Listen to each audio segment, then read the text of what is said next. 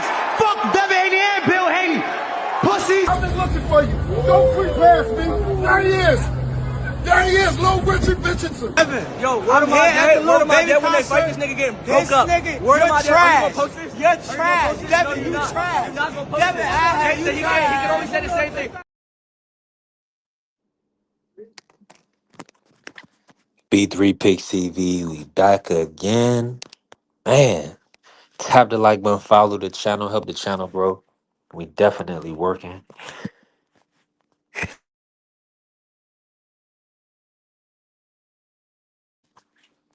My bad, I just sneezed something serious. Yeah, don't hesitate to bless the Cash App, the Zelle, the PayPal. Hey, teamwork make the dream work, right? We grinding. Listen, I know we a little late today, but it's Friday. We ain't got no job. Nah, you know, real workers don't work on Friday. Y'all know this. Now, listen, we're gonna talk a lot of the Devin versus Ryan Garcia fight. We also gonna talk the best young fighters, future contenders, future champions, who we see in the sport right now. You know, we got Emiliano fighting this weekend, so he really sparked this conversation. And I really want to know from the people how we viewing Emiliano. Do we see him as a potential world champion, the likes of his father? You know, so he is coming up under that lineage, and I mean his father's doing a phenomenal job. Yeah, new member, Marky Dan, Marky Dan the man. Listen, I'm gonna check real quick. Now I did a test one just to see for my page B3 Picks, my secondary page, my original page, right? When I wasn't on social media at all, I was just on YouTube. And my brother Marky Dan got through. My brother Marky Dan got through. They tried to hold us up. They tried to hinder the support, but Marky Dan got through. Shout out to the Virgin Islands. Shout out to Marky Dan, a real brother. Didn't have to, but he did, right? You don't got to do anything. I tell my people all the time, I don't want any hostages, only volunteers. People that want to volunteer in this growth in my life. And listen, this is a different stage. Now, respectfully, shout out to any and everybody. A lot of y'all are out here doing great things in corporate America. Some of y'all are selling trucks, semis, and getting all type of paper off of social media. Now, me specifically, B3, I'm doing content creation full time. I leaped out. I left I was with Geico in April 2025. I left Geico in order to, pursue a dream. And I wanted to create content. I wanted to build something for myself so I can pretty much put myself in a position to get generational wealth, right? Put myself in a position to have financial freedom. And that's what I'm doing. So it's a grind. It took 10 months to get here, but by the grace of God, we made it, baby. We made it. So shout out to my brother Marky Dan. Now the lowest membership is only $7 a month. Now I wanted it to be lower, but YouTube wanted it to be higher. So at the end of the day, that's what it is. Now we all know YouTube is getting 30% of everything we receive. So we just got to continue to build. Just taking it one day at a time. We're gonna continue to build our support system, man. Uh, Hey, just take everything day by day. Shout out to the good brother Mark. Let's go. Listen, teamwork made the dream work, y'all. You cannot be unto yourself. You cannot, you should not be an island unto yourself. You have to establish relationships. You have to build a support system in life to be successful. It makes life so much easier when you have people that you're accountable to, and also people that can love and sow into you on a continual basis. That's what it's about, y'all. Reach one, teach one, blessed to be a blessing. Yeah, yeah, that's what I'm talking about. See, all that stuff, it's good to have fun and games and joke and all that. We definitely gonna do that. But when it comes down to supporting one another, We have to do that as well. So, being in a position to do so is a big deal. No man is an island. Yeah, my Logie. No man is an island. Let's go, ma. Right. No man is an island, right?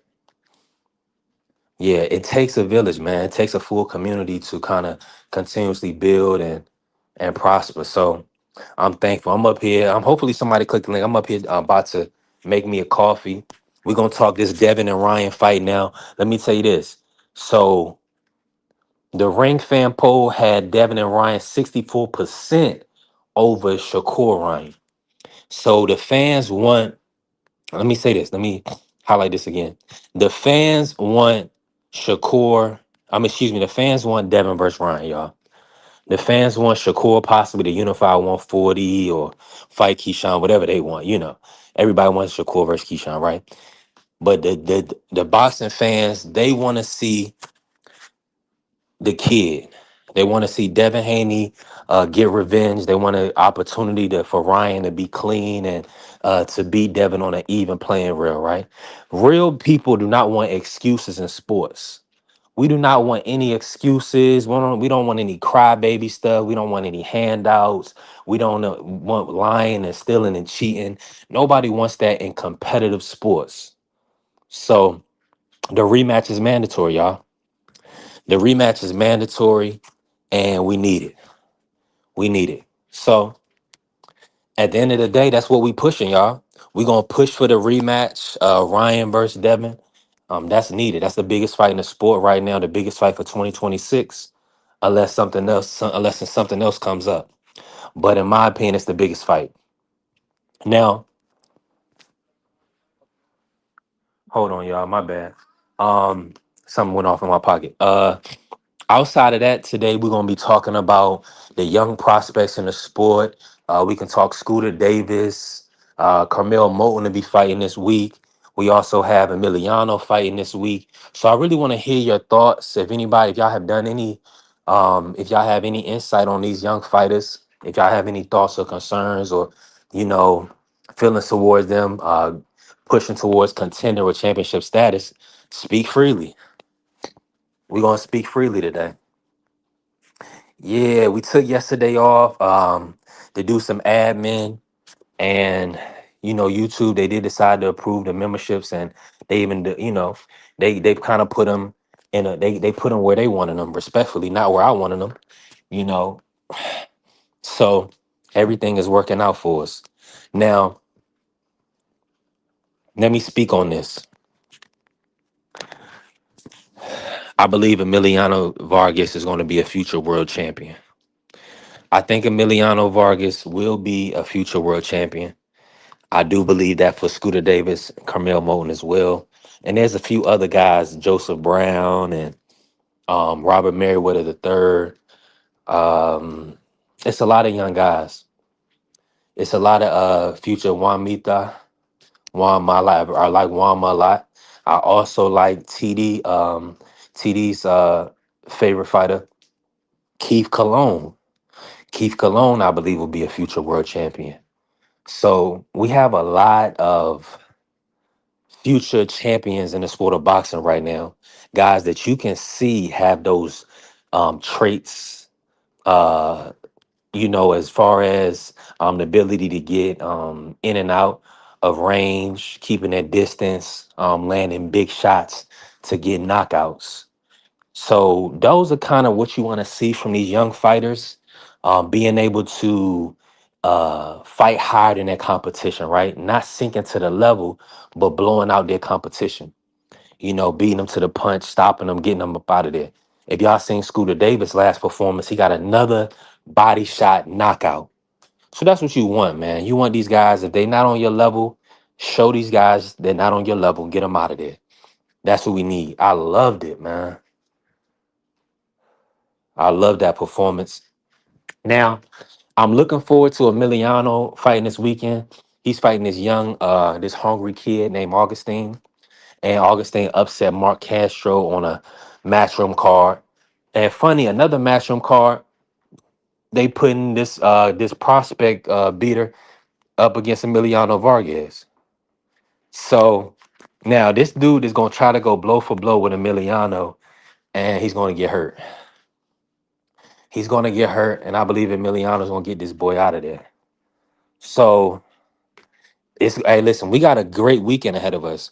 No notification, Angie B. That ain't no good. Shout out to the beautiful Angie B coming in. Appreciate you, Angie B. Uh, we building Angie. Shout out to Marky Dan. He may be the first in the membership. I gotta check. I have to check, but he may be the first in the membership. Shout out to Marky Dan for getting us going. I appreciate the love and support. But yeah, we got to get these notifications right. Come on, YouTube. This is the time we put in 10 months. We grind it out for so long to start making headway. And I think we're going to start getting pushed out. We're going to start getting real people in here with us to connect with us, to build with us, and that's going to support. Yeah, because we really doing this. This is not a game. This is not a game. He said, practice, not a game, not a game.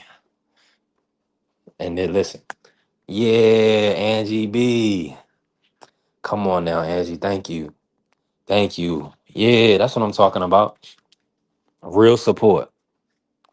Yeah, people, they was concerned. They was telling me, like, I talked to some people that was like, yeah, like, okay, YouTube gonna take 30%. So they was talking about 10, $15. That's too low. I'm like, 10, $15 too low. Like, they don't understand the market though, so they was just talking. So I was like, 10, I'm like, nah, you gotta have something, to people in there. So we got it's 5 different levels. So that way people can bless based on what they can do. And trust me, it's a monthly subscription, it's a monthly membership. And listen, it's needed and appreciated. Angie B, we've been putting in this work. We've been working, Angie B, grinding for months, doing road shows, 8-hour road shows, and you to build up the support. So you gotta love it. Listen, I'm thankful. I appreciate all the love and support.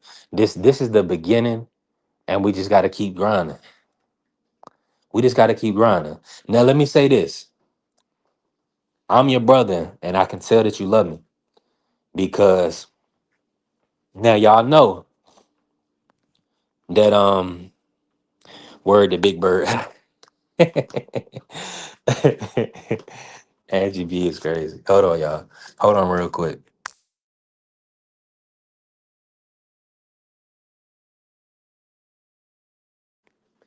Yeah. Salute to the family. Let's go, man. Shout out to Big Dog Willie. Appreciate you, fam.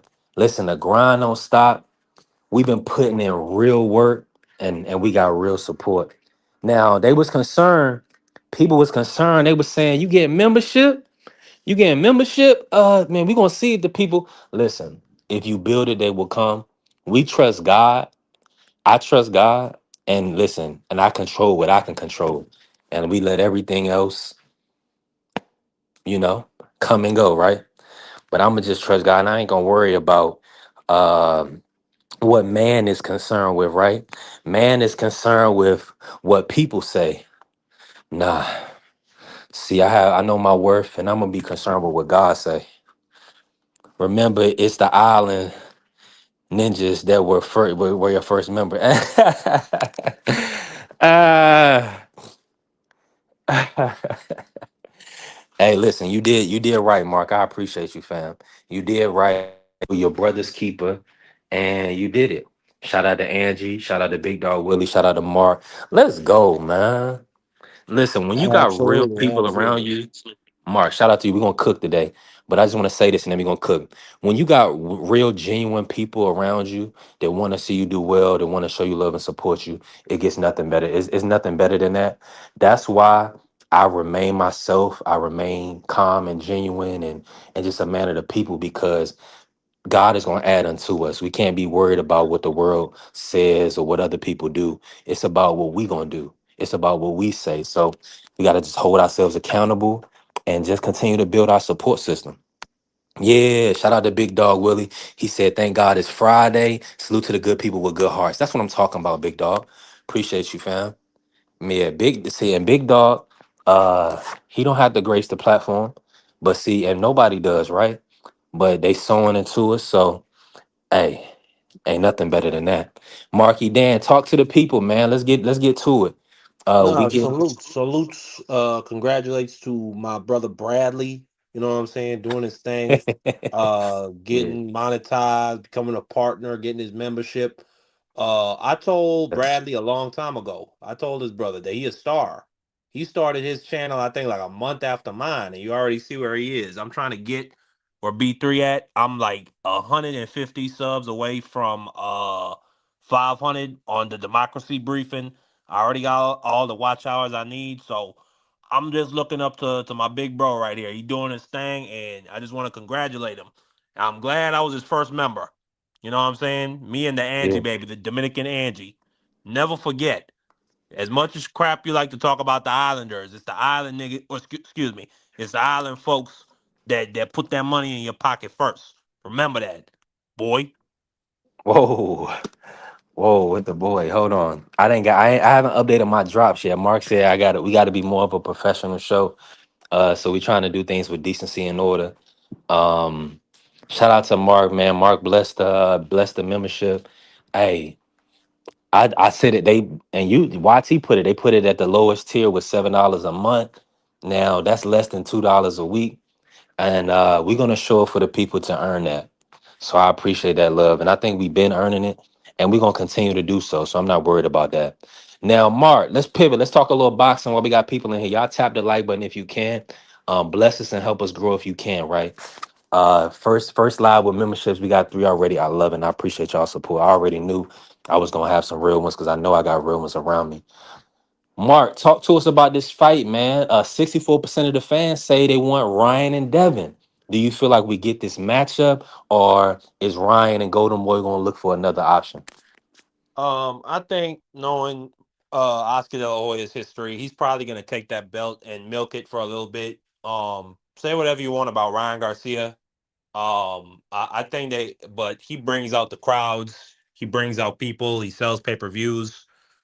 So I think they're probably gonna milk it for a little bit. They're gonna put him in there with a bit of I don't want to say a soft touch, but a known name that's not really too threatening to him. Like an Ishmael Barroso. Somebody like that who put hands on Rolly. Just so you could build the intrigue for potentially a Rolly rematch. Because I think I don't know if Ryan would beat Rolly, but I think Ryan is at least based on what I saw, I think he physically and technique wise, and technically wise, I think he's a better fighter than he was when he fought Rolly in the Big Apple. So I think they want to go after that Rolly belt first before Ryan gets in there with Devin. Now that's just my opinion. Um I think that's how you milk the belts for all the money you can once after they get the Rolly bag, because he's gonna get a lot of money for that Rolly fight. That's gonna be a big time pay per view on its own. Then you go after the super fight. You go after the Devin Haney rematch. And I'm not surprised 64% of the fans want to see that fight. I'm not surprised at all. I mean, the first fight, as I said the other day, was a great, great fight. It was a classic to me. Despite what anybody else might say, one dude gets clipped in the first round. He steadies the ship, comes back to win 2-6, gets dropped nasty in the seventh. I think it was the seventh round. Gets back up. You know what I'm saying? Shows the heart, the will of a dog to stay on his feet. Wins the eighth, the ninth, and then gets dropped again in the 10th, like 2 or 3 times, and then gets dropped in the 11th, and then comes back, and then the dude that gets dropped comes back to win the 12th. I mean, like any other names, any other opponents, that's a great fight. Anybody would describe that as a classic, but because it's these two guys, it's all this consternation and all this hate. You heard it from old man Shelton Moore the other day. He's a crabby individual in general, so I'm not shocked. I'm not surprised. But shout out to my OG. But that was a great fight. and it had you could really say that the build up, all the controversy, it lived up to the fight. So I expect there to be just as much of all that nonsense and all the media attention that the first fight had. I expect it to be doubled because that's how it works with these type of big time fights, especially when the fight sells. You know what I'm saying? So I'm looking forward to the rematch Yeah. whenever it happens. I don't think it happens this year though. Mm. Man, I'm gonna say I'm gonna put it to you like this. I'm for Oscar and Ryan are gonna take the biggest money on Fight on the Table, and see, and because they're not playing around. Conor Ben is about to fight Prograis now. If they can push a decision out, nah, they can't push a decision out. Nah, I don't think they're gonna do it. I think they're gonna take the money. I think they're gonna take the money and make the fight. I think they're gonna do it, Mark, because it makes perfect sense for them. I mean, I it's mean, that's if Turkey puts the money on the table, then yeah, I don't disagree. I don't think that they would turn it down. But knowing Oscar and them, I think that Oscar is gonna try and do his own thing with his own promotion for a little bit and bring in his own fighters so they can milk that and it be in house. You know what I'm saying? I but he's think not. he'll But have see, those discussions. Mark, I can see. I know your perspective on it, but see, he's not a separate entity unto itself. He can't. He's not separate from the zone. Him and the zone are in partnership, and you know what they wanted, and how much they invested in getting the first Devin and Ryan. So getting the second is going to be even bigger. So they're going to make that initial investment, and then of course they're already getting. You already know how many people they got locked into the ultimate package, where people are paying $45 a month, locked in for 12 months. So they have the money. I think they're gonna They make that do, they investment, do, Mark. they do, they do, they do. But Now, the way how boxing works, and I heard it from Evander Holyfield when he was talking about his manager, who said and he was mad with his manager because he wanted his manager to make the Bo fight immediately after he beat or excuse me, after Tyson went to jail. He wanted the Bo fight right then and there. But his manager sat Holyfield down and said, Evander, I'm gonna teach you about making money. We could make $20 million right now with Bo, but I'm gonna make you $50 million. And they went ahead. They fought George Foreman, old man. Then they fought Larry Holmes, old man. He got paid $20 million a piece for both those fights, and then he got the big bag, $30 million with Bo. So I mean that's usually how the math of the business of boxing works. So I just don't see any. I mean, you're right. This is a new world where we got Turkey and we got the zone in the mix, willing to pay big bags and flat fees. But I just see that being the usual math of boxing. That's what I see happening.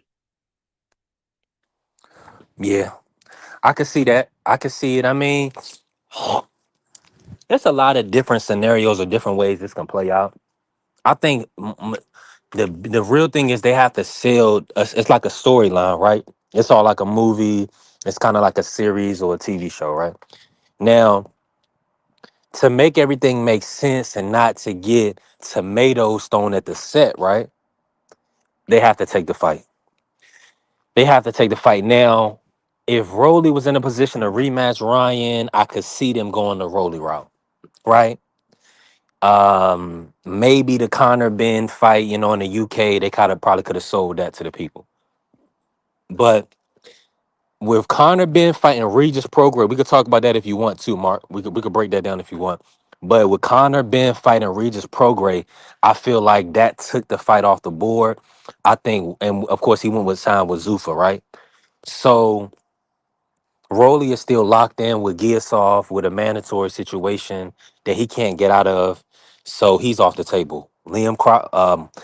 Why I said Lewis Crocker, he has a hand injury, or he had to postpone his Liam Pardo fight.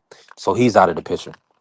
So, I mean, everything looks right. Now, of course, Ryan is using Shakur as leverage. Ryan is using a potential Shakur opportunity or fight as leverage in negotiations for the Devin Haney fight. That's it. That's all.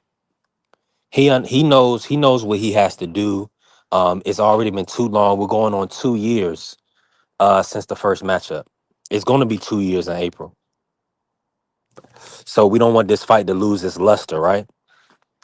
This is the biggest fight in boxing right now, and I just feel like they have almost no choice but to make it happen for the public, right? The paying public is going to put up the money. They're going to invest in the pay per view. Devin Haney, Ryan Garcia. It's just that simple. That's it. That's all, y'all. So I'm just saying, make sure y'all keep that in mind. Um, this is a business. It's not personal. This is a business. Now, hey, Mark, you still in here with me? Yeah, I'm right there. Yeah. Let me ask you about well, a couple of things. Let's start with Emiliano. We're gonna talk about some of the young fighters that's fighting this weekend. Scooter Davis, he shout out to Scooter. He got a Derek Davis. He got a body stoppage victory, another one on his record. I believe he's 10-0, 10 knockouts now. Um, and we have Camille Moten this weekend and Emiliano Vargas this weekend. Talk to me or Shakur versus. I like Shakur versus Devin Muggs. I think it's really Shakur versus Devin, but Ryan is the draw. He's going to bring Yeah, a I mean, different why? I demographic, mean, so I Shakur though, understand. Shakur is talking about catch weights, man, or rather, he's talking about rehydration clauses. He ain't like stay right there at 140 and deal with those dudes. Deal with your former brother, Richardson Hitchens. You know what I'm saying? Deal with Yeah, your current brother, yeah, Keyshawn Davis. Those are two really big fights. Gary Antoine Russell, who I think Shakur would beat at this point, but still, that's a name that's well known in boxing. That Russell name that draws attention.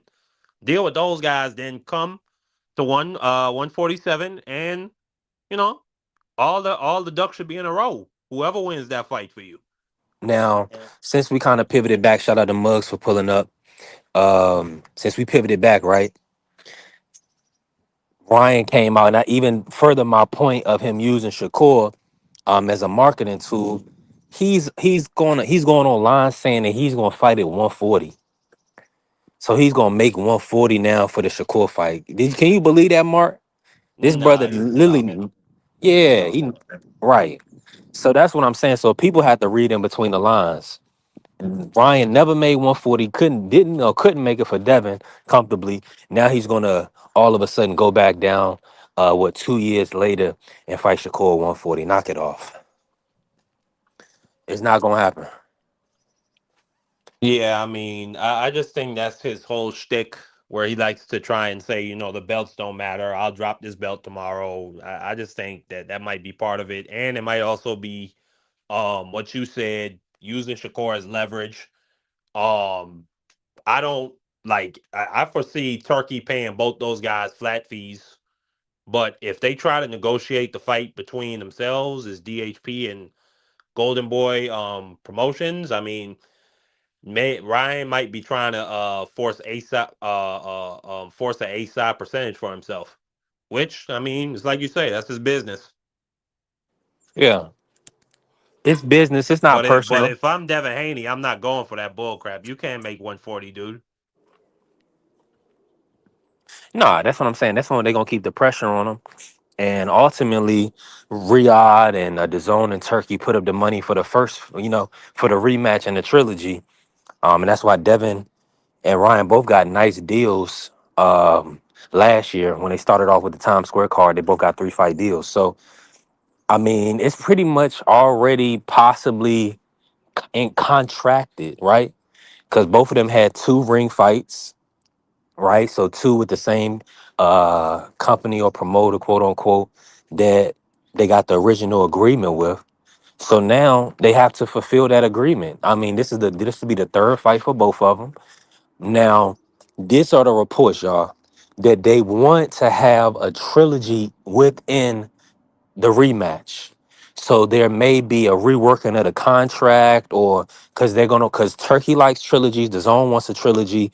If Devin can win the rematch, then of course the trilogy makes sense, right? Unless he stops or does Ryan dirty, and then nobody was like, we know you, we don't want to see it. I foresee it being a good fight the second go round. So they're gonna want to lock in a third fight. So we just got to see if it makes sense monetarily. Oscar and Ryan will be down, and Bill and Devin, their prize fighters. They're going to definitely be down for the biggest payday. So that's what we're looking at, Mark. And you got any more thoughts on that before we move to the prospects?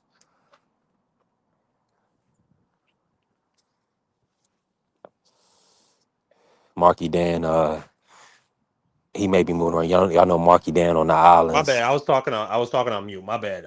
No, I was Okay. just saying I don't really got nothing else to say. I just hope they make the fight for the sake of the fans and for the sake of the sport. This is a unorganically big fight.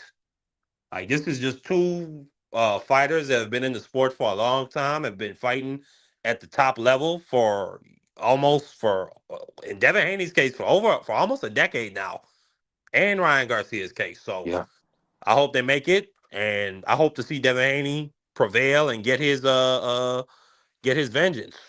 You already know I'm a Haney fan. Yeah. Yeah, I'm sure I'm definitely knowing that. And salute to everybody in the building. Make sure y'all tap the like button and follow us. Help us grow. Uh yes, and God is working.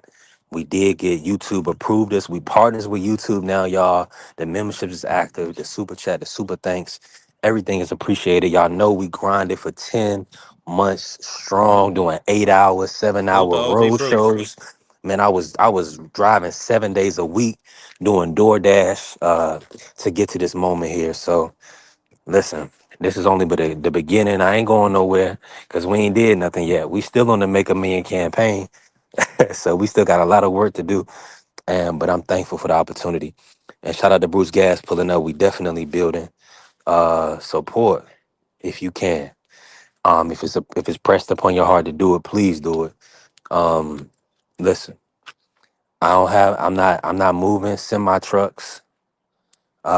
We creating content. We showing up for the people. So we need the people to show up for us, and I know they will. Now, and they already did, man. Shout out to Big Dog Willie. Shout out to Marky Dan, and shout out to Angie Baby, unlocking the memberships for us. That was lit. That was fire. We need more people, and we'll build over time. Marky, talk to me, man, about these prospects, man. What's your take on Emiliano Vargas? He's fighting this weekend. I think he's fighting a pretty tough kid, this durable kid. I believe he'll probably get this kid out of there, but it's going to be a tough task. Emiliano is really a dog. What's your thoughts on Emiliano Vargas overall? Do you believe he'll be a future world champion? I mean, he needs to nut up and fight somebody. I mean, how long has this kid been a prospect? I mean, come on now. We've seen Abdullah Mason move to It's the a step top. up, Mark. Move. Oh, this is his step up. Who's he fighting? He's fighting the kid Augustine. He upset Mark Castro. You remember on that matchroom card? I believe that was in Puerto Rico. Yeah, he beat up Mark Castro. So he's fighting this kid. Let me see if this kid got one loss or he's undefeated. Let me pull up his record. Yeah, this kid is tough, Mark. This kid ain't playing around. Hold on. Let me pull him up. Now he's gonna take some punches, so I think Emiliano can get him out of there. But he's definitely tough. Yeah, he's 22 2-1. Augustine Ezekiel Quintana. Yeah, this kid Quintana can Uh, box, man. 5'8.5" Argentinian kid. yeah, He those won. Argentine, yeah, those Argentinians are they're pretty tough, and they usually So come out of nowhere. this fight is going to show us if Emiliano's power is real. He's 16-0 with 13 KOs right now. That's an 81% KO ratio. So Emiliano just went 10 rounds with Jonathan Montreal. Now I didn't get a chance to see the fight, but based on Montreal style, I'm pretty sure he was boxing, um, trying, pretty much to survive respectfully, right? This kid Augustine is gonna fight. This kid, Augustine Quintana, he's gonna fight. He's gonna look to win, unless Emiliano can tame him and get him out of there. So I'm expecting great things from Emiliano in the sport of boxing. I do believe he is one of the future stars in the sport of boxing, provided that every he can stay healthy, God willing. Now, just a quick pivot, Mark. We do have Elijah Pierce fighting this week, and it's going to be on a Manny Pacquiao promotions card. Shout out to Manny Pacquiao. Shout out to Pac Man. Let's go. Um, Carmel Moten is going to be on the undercard. Let me pull up that card real quick, Mark. Just talk about Carmel. Are you excited that he's back competing? And do you foresee him? Does he look like one of those future standout fighters, in your opinion, based on what you've seen? Based on what I've seen, yes, I really like Carmel's style. He's very aggressive, but at the same time, he's very fundamentally sound. One thing I would want from him is I think he needs to practice taking his head off the line, and he needs to practice defensive maneuvers after he throws a punch. But outside of that, I really like his temperament. I mean, he is a dog. He goes in there, he tries to take his dude out. I've said it before. He reminds me of like a mix of Monster and Nui, and just in terms of like his quick hands, quick feet, and he's really accurate. And he also reminds me a little bit of Aaron Pryor, with just like the wild flurries and punches he be throwing at people to try and get the dude out of there. So yeah, I see a lot of I see a lot of potential in Carmel. On top of the fact he has the amateur pedigree, like he was a 10-time national champion. So I mean, Yes, yeah. sir. Absolutely. So yeah, I mean, only thing I say he probably needs to get away from Floyd if he wants his career to really flourish and not become like a dude like Tank Davis, who fought nobody. Whoa. Probably not. Probably not gonna fight. Hold on. That's cap. What? Well. Let me say it. Let me say it. Rolly and Mario Barrios. I do have to say they went on to become champions. But I What don't. about I three, mean, four division champion Leo Santa Cruz? Leo came up to fight him. I don't. I mean, you Listen, could that's give the him that if you best. want. That's the best win on Tank's resume. I mean, he literally curled Leo Santa Cruz Hold up. on. We Hold was on. Give me 1 second. do your Give me thing, one second. Mark. Three. Yeah, we Leo Santa. We feared that Leo, if Leo Santa Cruz was still alive or not. So I mean, and nobody did that to Leo. Come on now. Listen, we gotta put respect. Tank is like 5'5", man. We got to start putting with some respect and understanding on what this dude as a miniature status has been able to accomplish in the sport of boxing. Tank has done some tremendous things between 130 and 140 pounds. Let's just keep it 1,000. So, and look at what Mario Barrios, look what Rolly, look at what these guys, look what Ryan has done. Look at what these guys have done in the sport, and look at what they did against Tank. Come on, man. This is So I don't. Um, so I feel like no, I feel like Floyd did a phenomenal job, respectfully, with Tank, because you have to matchmake in the sport of boxing. You don't just put your fighter in there with anybody. So if you can get a fighter to be champion 6, 7, 8 years, beating contenders or whoever, beating others, whoever, and they make all this money and they stay undefeated, then Floyd did his job. The promoters doing their job if they're able to put their fight in a great position. Now, are there guys that we want to see them fight like Tank, like Devin, like Shakur? Yeah, it's guys that we want to see them mix it up with.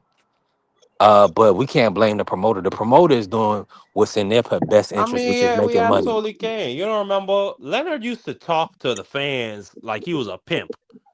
Now, Like let me I just say this. remember Hold on, how hold on, hold on, Mark. reporters. Hold I on, remember Mark. the. Mark, Go we ahead. got to be on. Listen, because we remember the conversation was about Carmel Moten. So you're saying now, because Floyd, look what Floyd did for Tank. Nobody knew Tank like that. You thought AD was going to do what Floyd did for Tank? No. No, no, no, no. But So I'm not even talking about. I'm not hold talking on. Let about me just, the I just want this commercial on record, and success. you're going to be able to say whatever else. I, for 1 second, don't want to see, Carmel don't need to leave Floyd. He's going to be on Floyd's undercard. Floyd may even have multiple fights coming up. So that's how Canelo and Tank and all these guys were built to be megastars. They were on Floyd's undercards.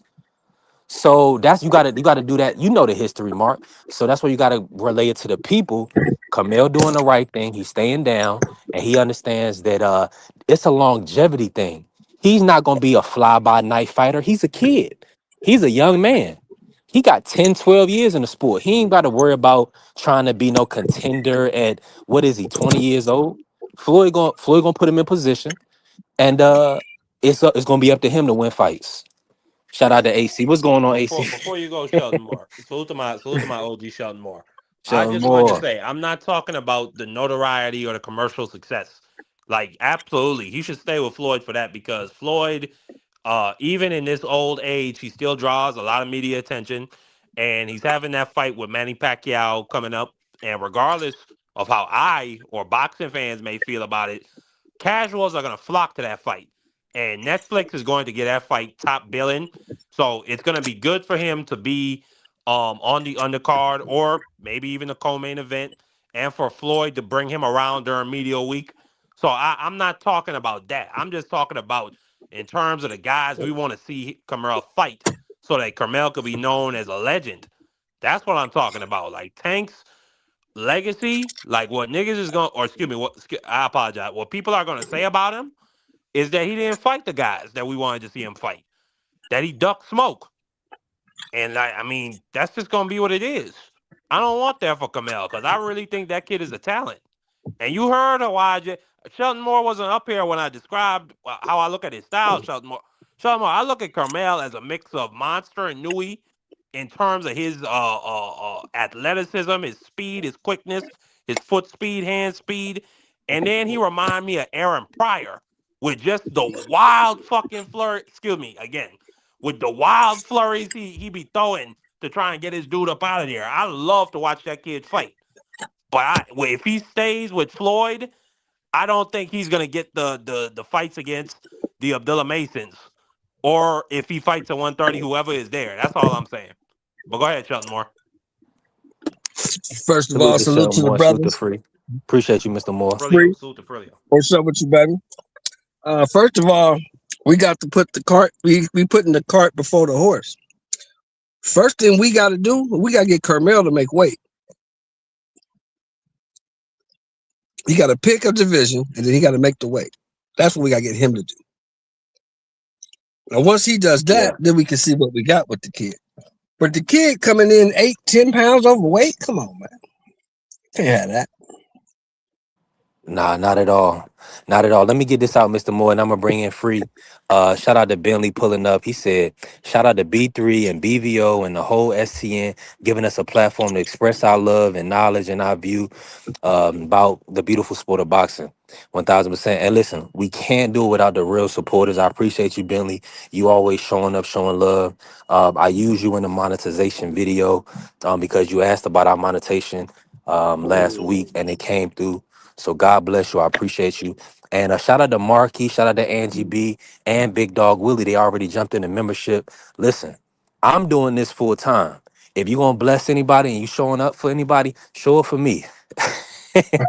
I'm gonna show I'm gonna For show up for sure, y'all. for sure, You know for what I'm sure, saying? man, for So I sure with it. appreciate y'all. Shout out to Go ahead, Dez free. Blazing here. Go ahead, free. Talk Carrier about this said, fat nigga Carmel. and Um, let me and before hold on right 1 second. Kerry had a question for you. He said B3, do you prefer the Cash App or the Super Chat? 1000% the Cash App and the Zelle. Y'all already know. yeah, YouTube is gonna take 30% of everything we earn on the of channel. everything, Of everything. everything. They taking 30%. So I'm grateful for the platform. Some people can only send through the super chat or the super thanks, and that's fine. Some people can only do the membership. That's fine. Some people can only come and listen and like button. That's fine. We need a well community of people. But we want real genuine people around us. But that's it and that's all. But yeah, either way, AC. But for sure, we don't want that 30% coming off the top. I mean, if we can avoid it, right? Go ahead, cook on this free. We got Carmel this weekend, and we'll pivot back to Emiliano. Um, what are you expecting out of Carmel, and do you believe he should separate from Floyd, as Marky Dan said?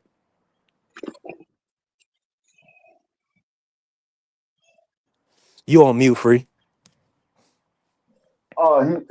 He's pretty much already separated from Floyd. I mean, if you look at his last couple of fights, it's been under Danny Garcia. It ain't been under Floyd. He was fighting under Danny Garcia promotion, so I don't know if he's still with Floyd or not. But as far as uh, Moulton, he's gonna have to he's gonna have to get serious about his career. Um, a guy that's that young, that's only fighting. once once a year, maybe twice a year. I don't know if he's really serious about his career. Um, I mean, you see guys like Aduna Mason. He was fighting 5 times a year. Even you got a young boy Cologne. He's fighting 4 or 5 times a year. You got a lot of these young guys that's just coming in the game. They fighting like 4 or 5 times a year. So Moulton is only what 20, 20, 21. I think he might be 20, and he's only fighting like once, maybe twice a year. I Yeah, it's mean, bad. you got to get serious. I think the overweight. I think Jay they was Gibson, what's trying up? they was trying to make that man fight at a smaller weight, and his body was like, "No, we not that small. We not that small. We might be short, but we ain't, our frame is not that small." So I think they was forcing him to a weight class that his body was just too big for. That's why he came in overweight. He's probably a 135-pound fighter. Even though he's short, he's a stocky frame guy. So he's probably like a 135-pound fighter. So he gotta get serious about his career if that's what he want to do. If not, then find something else to do because you can't be half stepping in the sport of boxing because a lot of careers get ended early when you half step in this sport. So that's all I got on him. 1000%. Let me say this. Shout out to Carrie. Appreciate you in the cash app, man. We definitely growing. You helping us build. Thank you, man. I appreciate everybody that's supporting us financially. Listen, it's needed. We appreciate you. We got our monetization, so we got to keep working. Shout out to Jay Gibson in the chat. We building. Now, I gotta ask y'all about Emiliano Vargas. Mr. Moore, talk to me about Emiliano. What you seen out of Emiliano so far? He has a step up this weekend. He's fighting Augustine Ezekiel Quintana. He's the young fighter, 22, 1-1, I believe. Or maybe 22, 1-2. He upset Mark Castro, the Matchroom prospect. What's your thoughts on Emiliano? Do you foresee him being a future world champion? And do you believe they're going to continue to progress him in the sport? Hold on, Mr. Moore muted right now. I'm back. Okay. Unmute one more time, Mr. Moore. I said I You good. foresee him having to beat this guy before we can say anything. We don't know what this kid is. Facts. You Yeah, know, this we kid it's can just box too. Emiliano's look great, but I say it all the time. He's looked great against the people they put him in there with. Mm, You got to put him in 1000%. there with somebody to find out exactly what he's got. You won't know what he's got. You keep feeding him cans. So this guy supposedly ain't a can. Let's see what he got.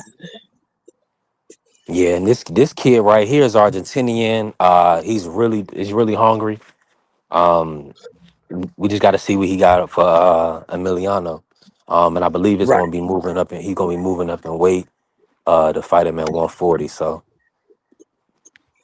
we gonna see. I That's didn't see what that I'm energy from the kid. I'm ready to see kind of the weigh-ins and what his injury is like. Cause at the press conference, I didn't look and see like he was really gonna try to press Emiliano out.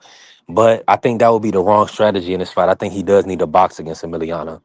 Um, Yeah, because if he that takes would too be many big smart. shots, Emiliano gonna hurt him. That would be smart. That would Yeah. be smart. Free. Let me bring you in real quick. Free. Talk to me about the young El General Emiliano Vargas. Is he somebody that you're looking at to essentially pretty much establish himself in the sport as like one of those guys that we look to see when he fights, 3 to 4 times a year?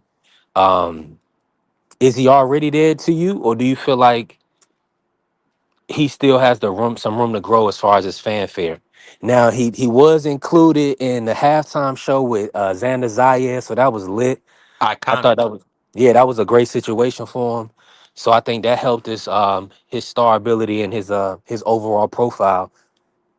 Are you foreseeing Emiliano going into that trajectory as a real name in the sport? Yeah, I think that's what they're trying to do with him.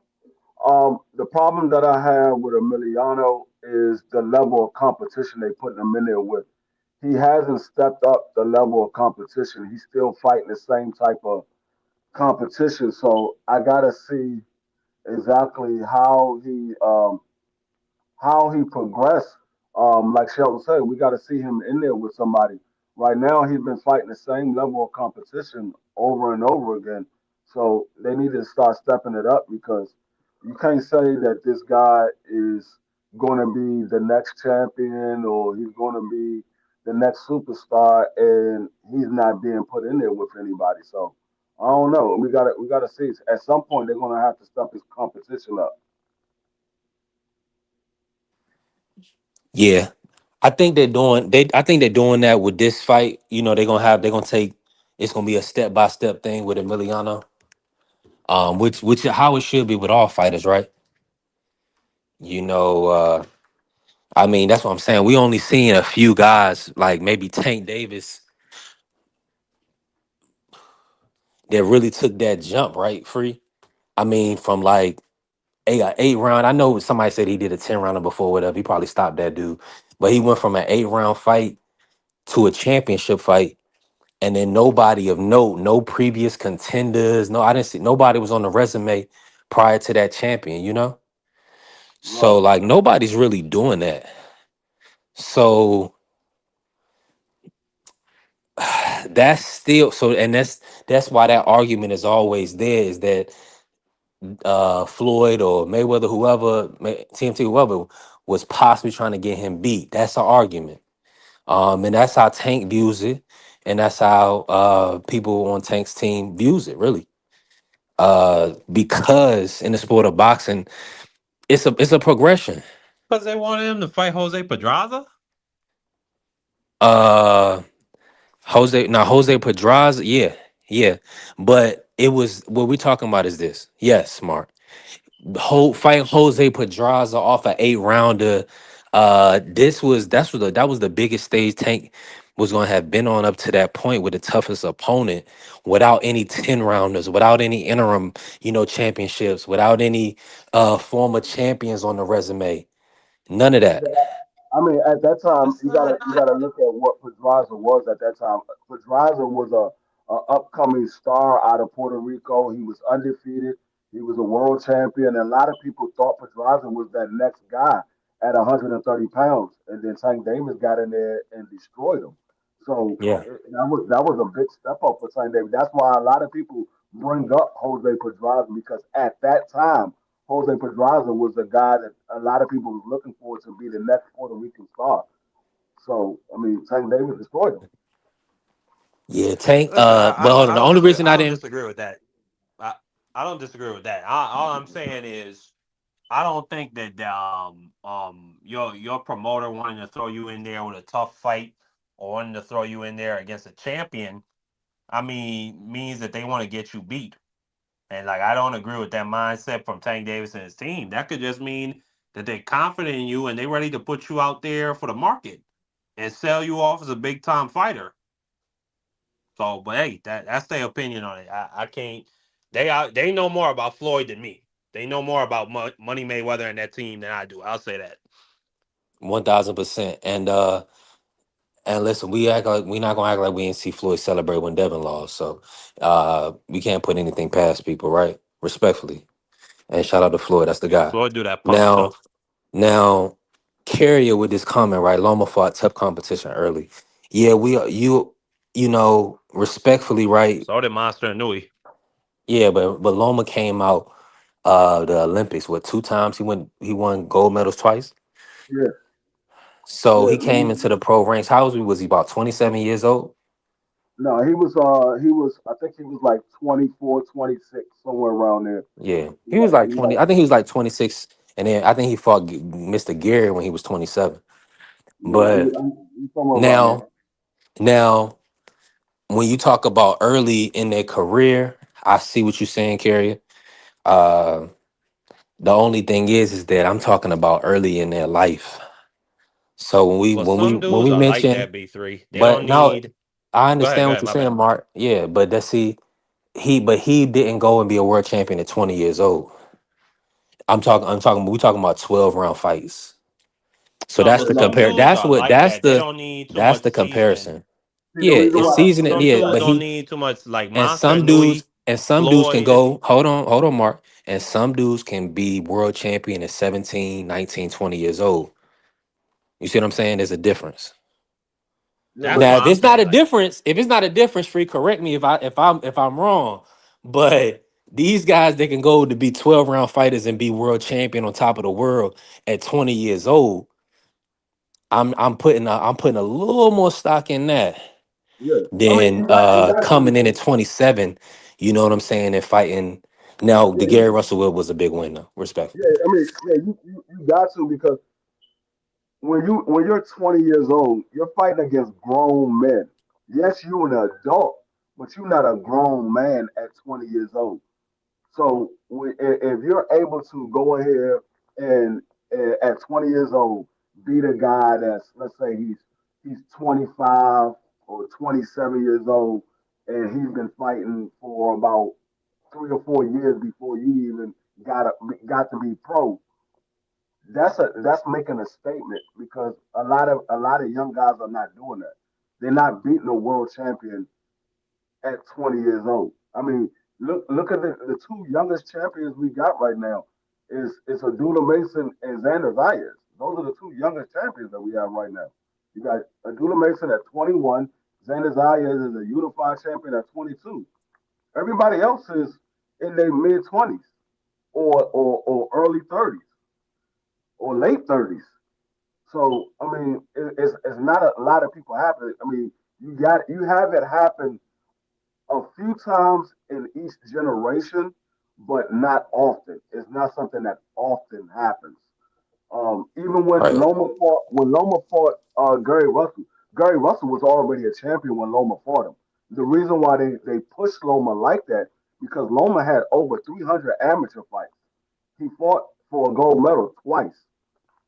And so when you got a guy that's coming out of the amateurs that's been a two-time gold medalist and they got over 300 fights, you ain't really trying to ease them on. You trying to put them right into some major fights. Look at what's my guy Andy Cruz. He came in the game fighting 10 round fights because he was already 28 years old.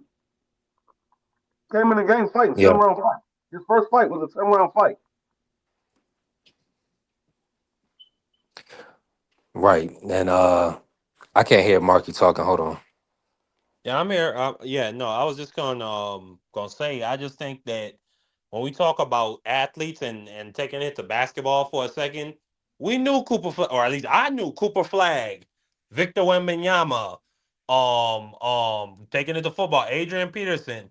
It's just a handful of guys that are that special where they could have made that immediate jump at 17 years old to the league. LeBron James, other guys, you already know what I'm saying. And to me, I look at boxing that way where it's dudes that are really that special, and they don't need that much seasoning to be on the same level as the rest of these world champions. And that's what I view Tank as. You know what I'm saying? And No, we have no, you it's absolutely other right. That's guys what like I said. that, Monster and Nui, 18 years old out of high school, lost in the Olympic trials finals, and then came in 6 fights and got a championship. Um Floyd, 23 years old, got himself a championship. Free mention Xander Zayas, Abdullah Mason, guys that were amateur standouts, got championships really early in their life. So it's guys that are just different like that. So I just didn't like to hear that type of thing from Tank, but I get it. I get it. It's a pretty sour relationship between him and Floyd. I Yeah, get no, why he would I say mean, something like that.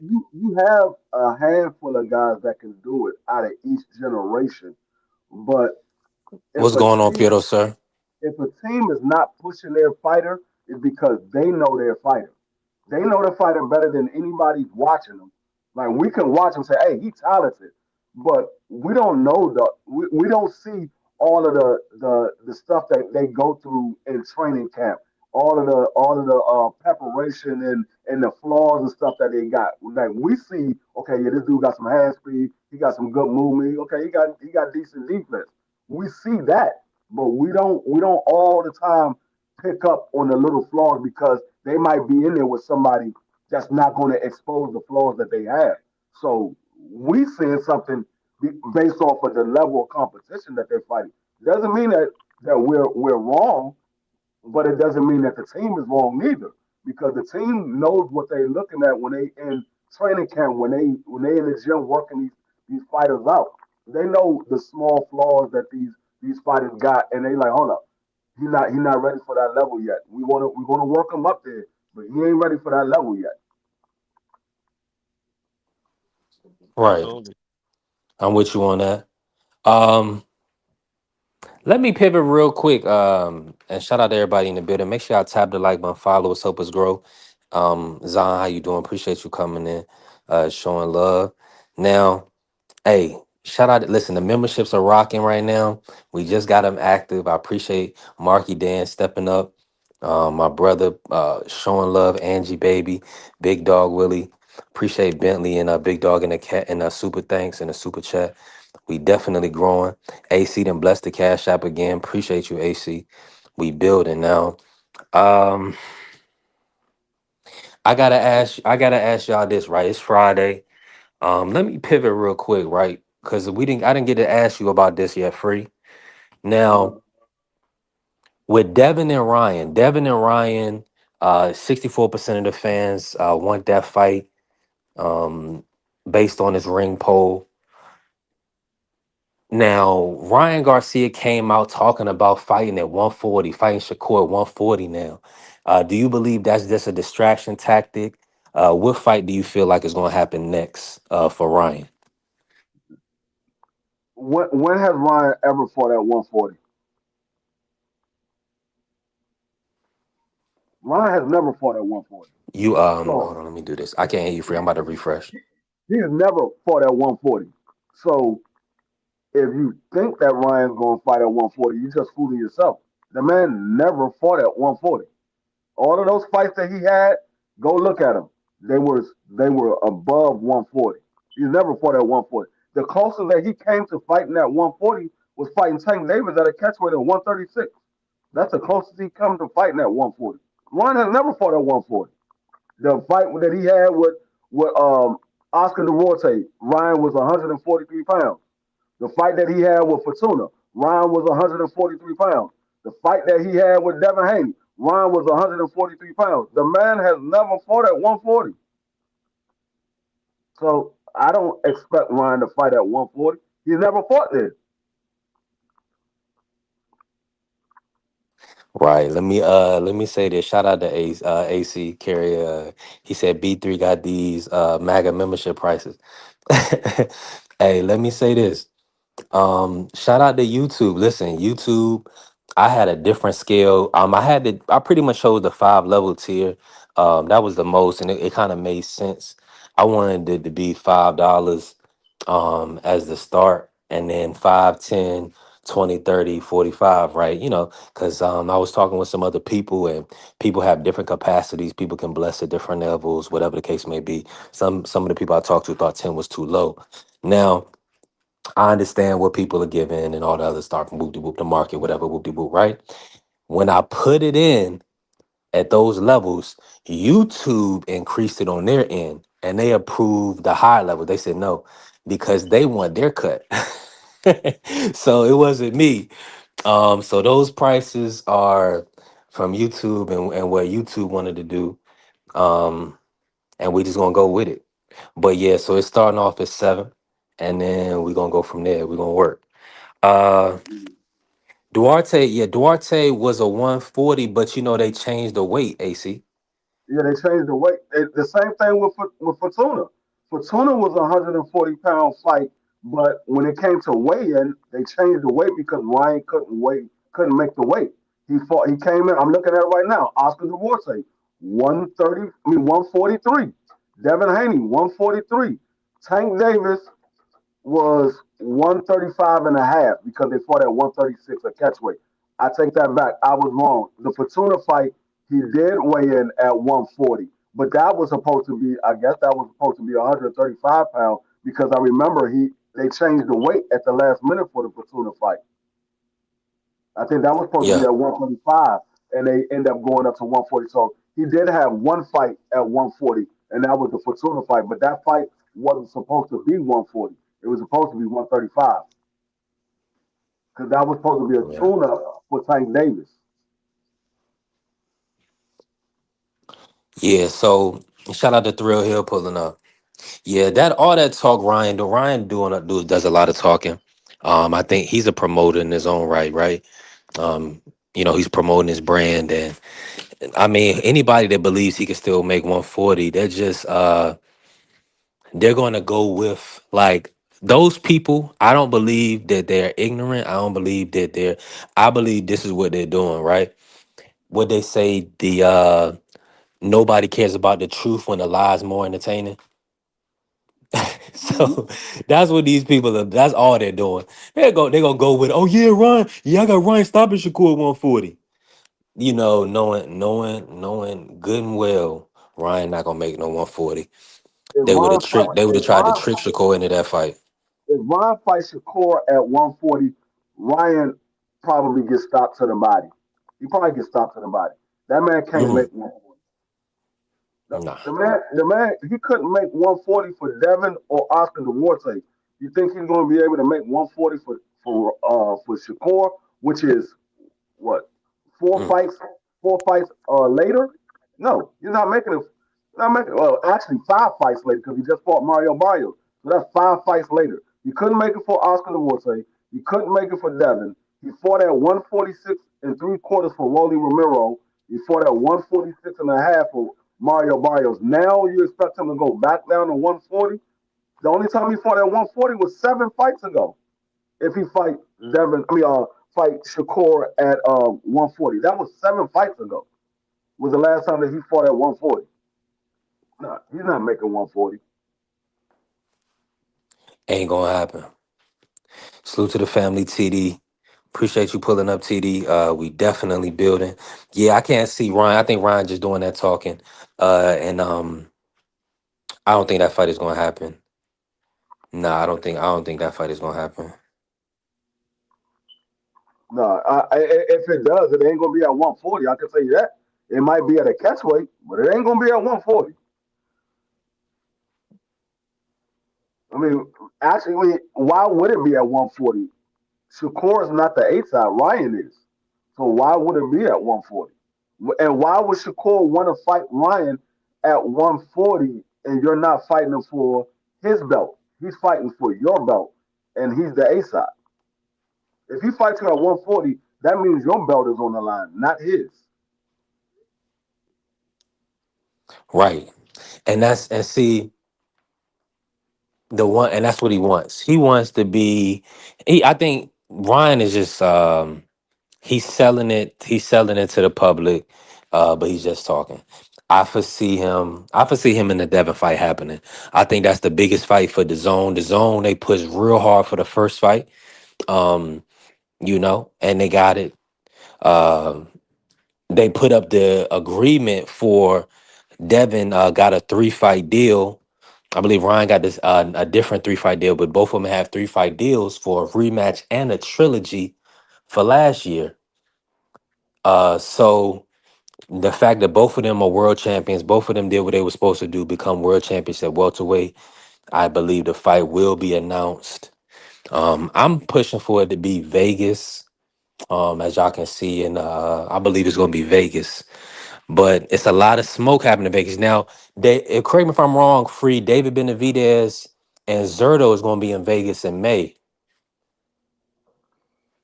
and Uh, I think that is in Vegas. Hold on, let me yeah, that verify. May 2nd. That is in Vegas, May 2nd. Yep. Yeah, Yeah. that will be Vegas May 2nd. Y'all, we just opened the memberships up, man. I appreciate my brother Free, man, keeping me up, supporting. Let's go. Listen, we building a community. They said we couldn't do it. We did it. And listen, we're gonna keep showing up for the people. We're gonna keep showing up. Now, Okay, so but the Canelo fight is going to be in Saudi. So Canelo has a Yeah. September fight in Saudi. So I'm just trying to think of the landscape. Now So yeah, this is the question: is Canelo going to fight on the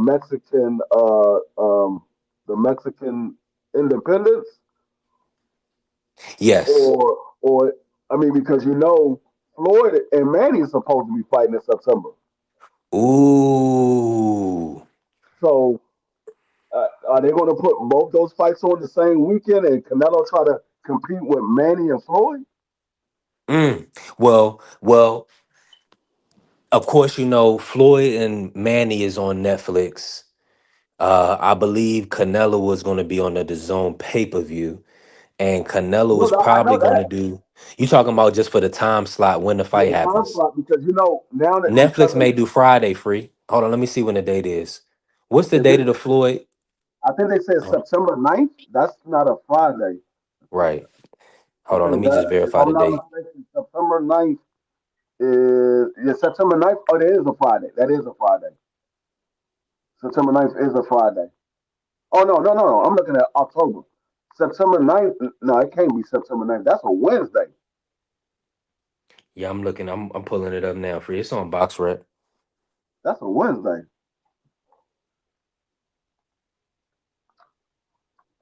Can't be September 9th. That would be crazy if it's September 9th. But I could have sworn I saw somebody say September 9th. Manny Pacquiao. Yeah, it said, no, 19th. 19th. 19th. 19th. 19th. Let's go. Okay, Okay. cool. So they took That's the the 19th, Saturday and I after. believe Canelo's the week before. Yes, yeah, that will be the week before if Canelo fights on the Mexican Independence holiday. That will be the week before, which will be September 12th. Yep, that will be September 12th. So September 19th is the following Saturday. Got you. Yep. Okay, cool. So we locked and loaded.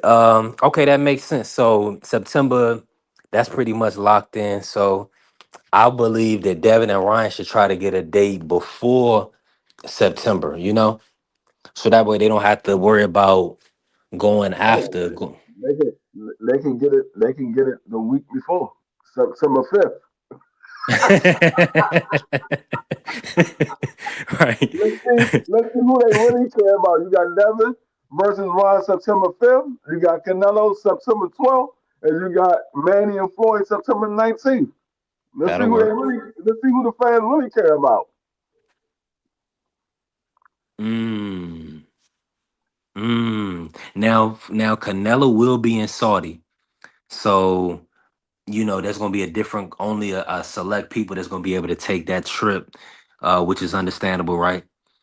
Um, but that is really close for two Vegas events, Devin and Ryan in Vegas, and Floyd and Pacquiao in Vegas. So that would show us who is like whose gate can be higher. I believe the Floyd Oh, you Manny already gate know will be Floyd. higher.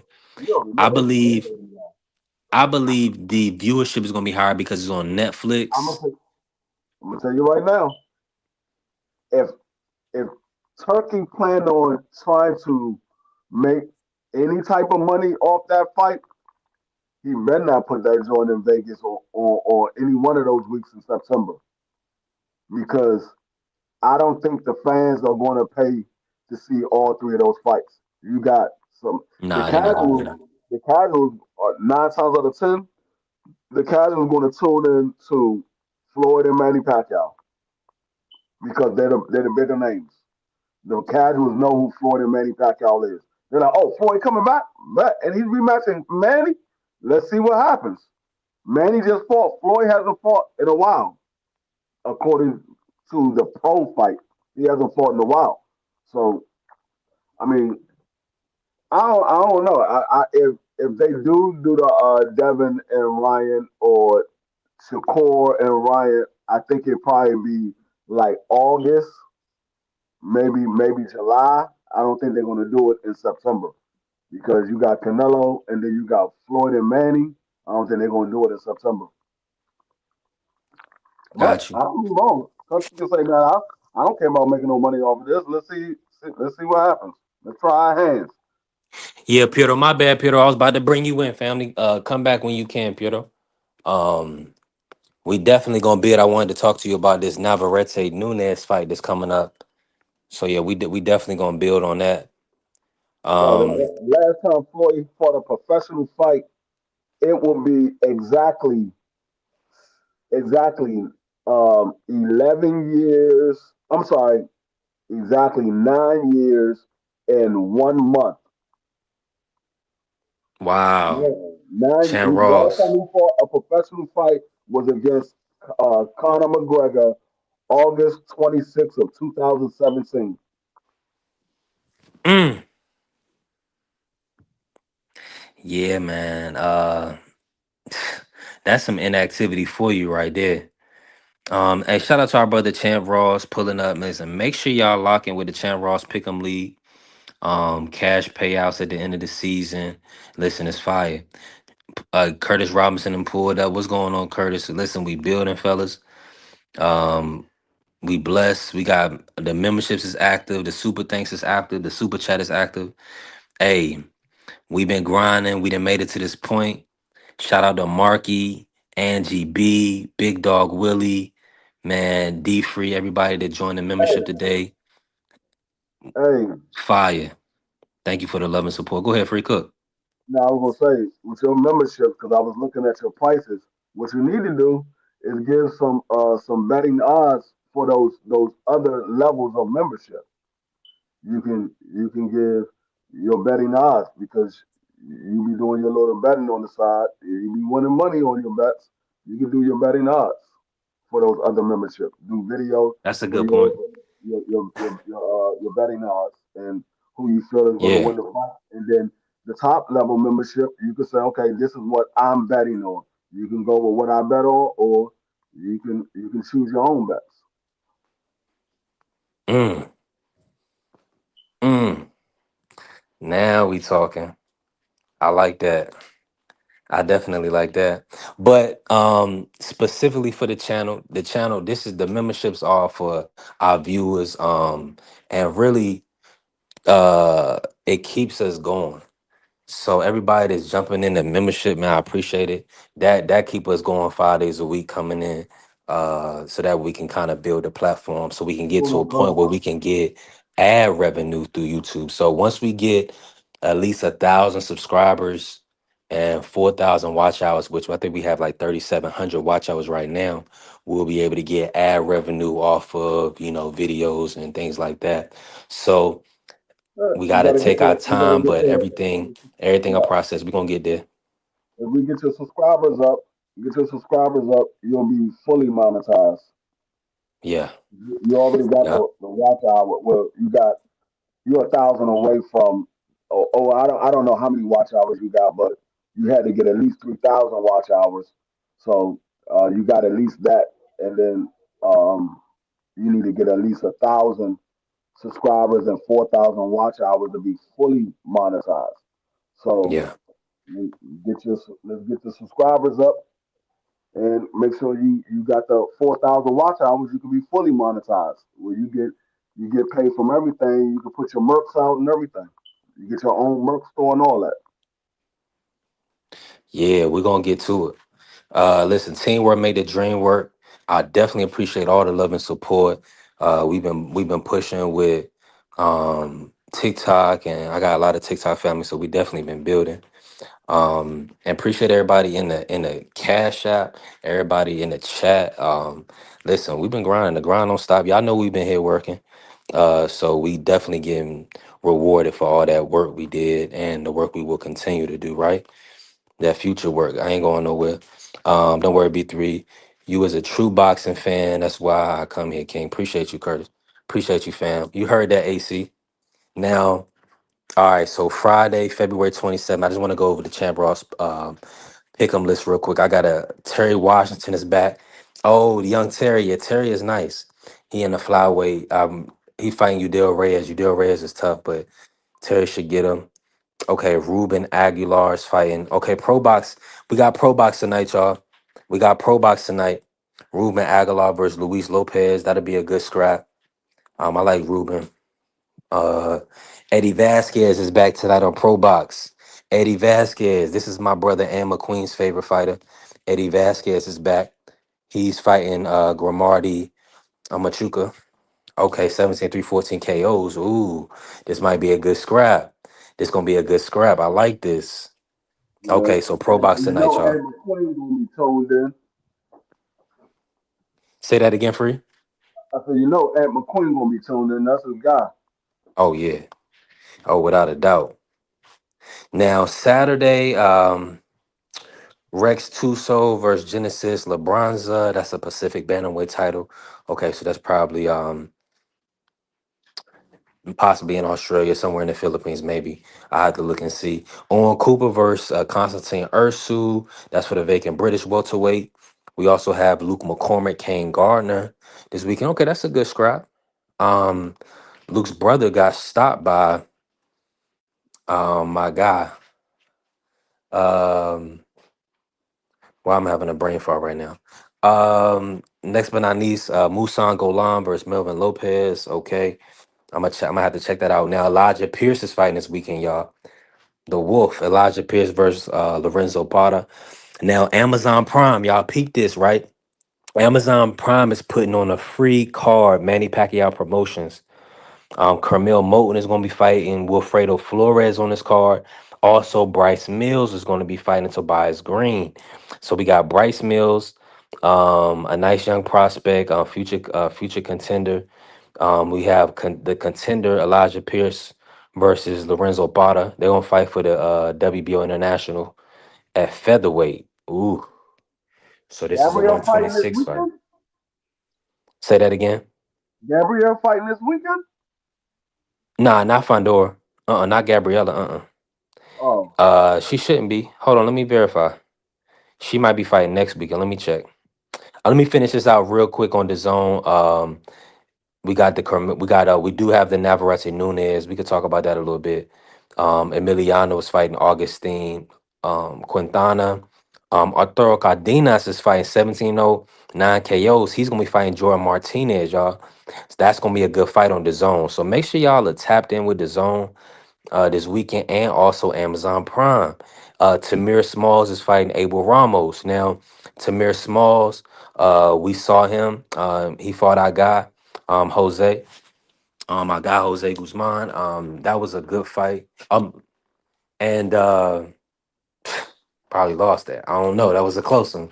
I'll have to go back and score. But Abel Ramos, y'all know he almost got the title off of Barrios, but he couldn't quite get it right.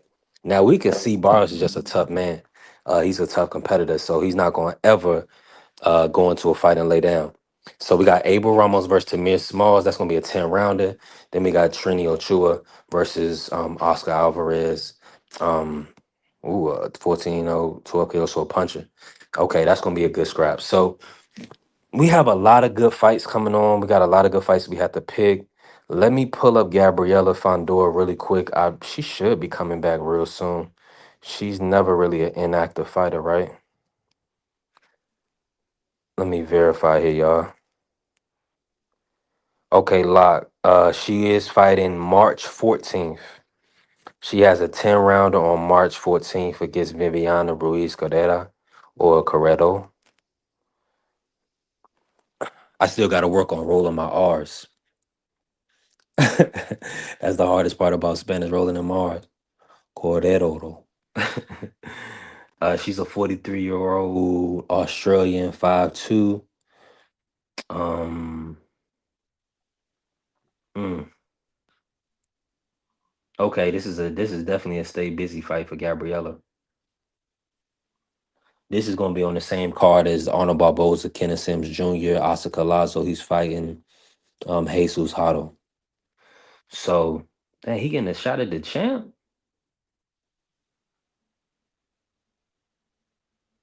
13-3. I guess at that weight class is that light fly. I guess so. He getting a fight with Oscar Lazo. He's 23-year-old. His name is Jesus Hotto. He's 13-3. Wow, he's getting a shot at the unified champ. Mm. Okay, man. Shout out to Golden Boy. Shout out to That's a Oscar. stay busy. That's a stay busy fight for the champ. Yeah, that's what I'm saying. And for Oscar and Gabriella. But at least you got a competitive main event. Before we pivot, while we here, Arnold Barboza, Kenneth Sim Jr., and then we're gonna get to that Regis versus Conor Ben carrier. But talk to me, free. What you think about Arnold Barboza, Kenneth Sims Jr.? Both of these guys are bouncing back from a loss that they felt like they should have did more in the fight, especially Arnold Barboza. Arnold Barboza been calling for the TO fight for a long time, and then he went in there and laid an egg. I don't think Arnold Barboza fought since May 2nd. He might have had a fight. I don't recall him having a fight. That's the last time I remember seeing him. Kenneth Sim, he had a bad loss against Oscar Duarte. um, both these guys are trying to bounce back. I will favor I will favor Arnold Barbosa in this fight. I think he's the better boxer. Kim Sims, he's a rangy guy. He got a decent boxing skill. But it's kind of like it comes off kind of like clumsy. Like he don't know how to put it together smooth. I haven't seen Kenneth Sims in a fight where he just coast to a win. It's like all his fights, he really had to dig them out. Like I don't know if he don't know how to keep the range or what, but he comes off as a clumsy type fighter, in my opinion, where he can't keep the distance because he got nice arm reach, he got a nice height to him, but he for some reason he just can't keep the distance on none of his opponents. I've never seen him be able to keep the distance on his opponents. So I would favor Honor Barbosa. I think he's a better boxer from his skill set. Neither one of these guys are big punchers, so I don't think anybody's getting stopped. I think it's going to go to the scorecards, but I will favor Honor Barbosa slightly.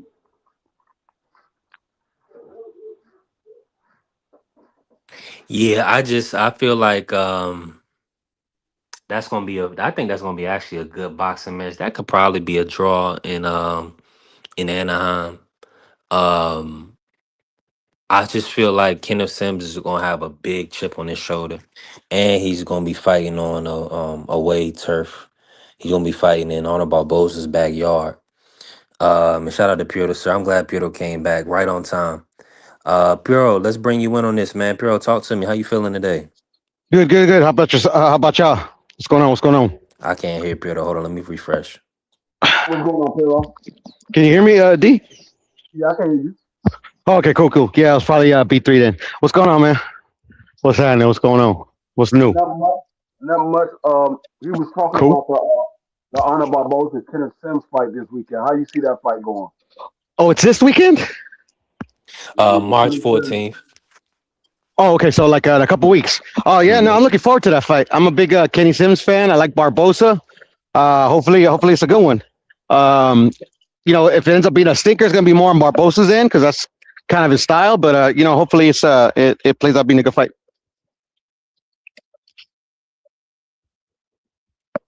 Nah, I'm with you on that. I think it's gonna be a phenomenal fight. Shout out to T Hill pulling up. T Hill, we did it.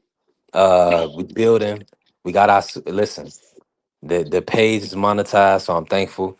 A lot of people that blessed the membership already. Shout out to Marky, Angie B, Deep Free, Big Dog Willie. Hey, we grinding. Thank y'all for the love and support. Puro, talk to me. What up? What up? Let's get on this Nunez versus Navarrete fight. What you think gonna happen this weekend? Ah man,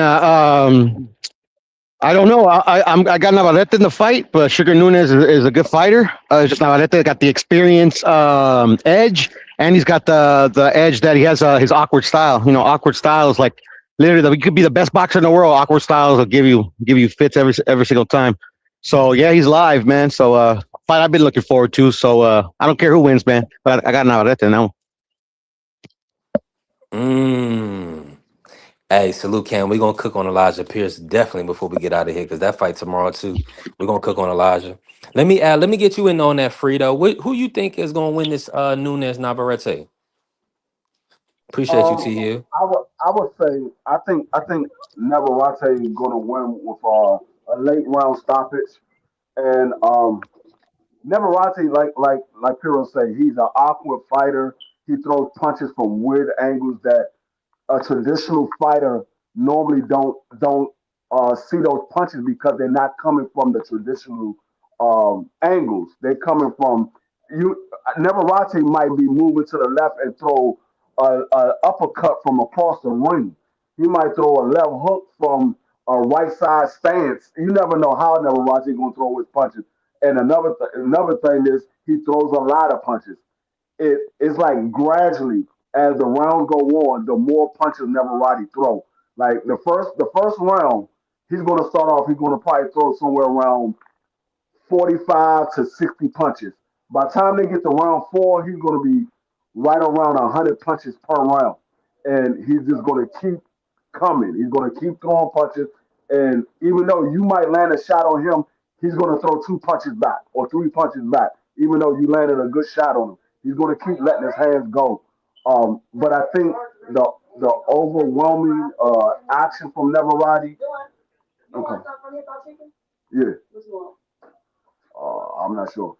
Um, the overwhelming punch selection and the amount of punches that Neverati will be throwing, I think it's going to overwhelm Nunes, and I think Nunes is going to end up getting stopped to the body because Neverati throws those uppercuts from a long distance, and they usually hit the body instead of the chin.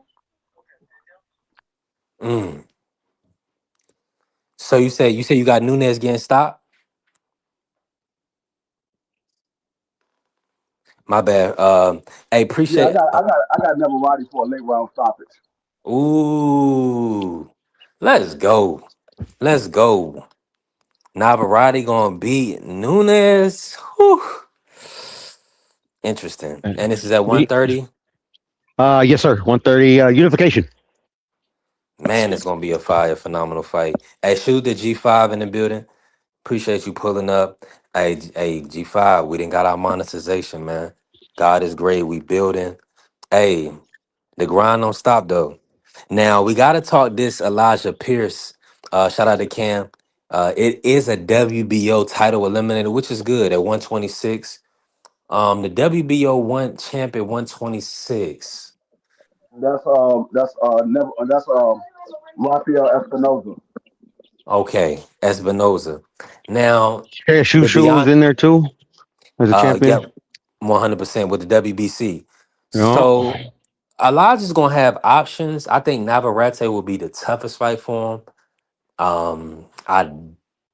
I wouldn't want to see him go that route. Hopefully, Navarrete, he'll fight. He'll go to 130.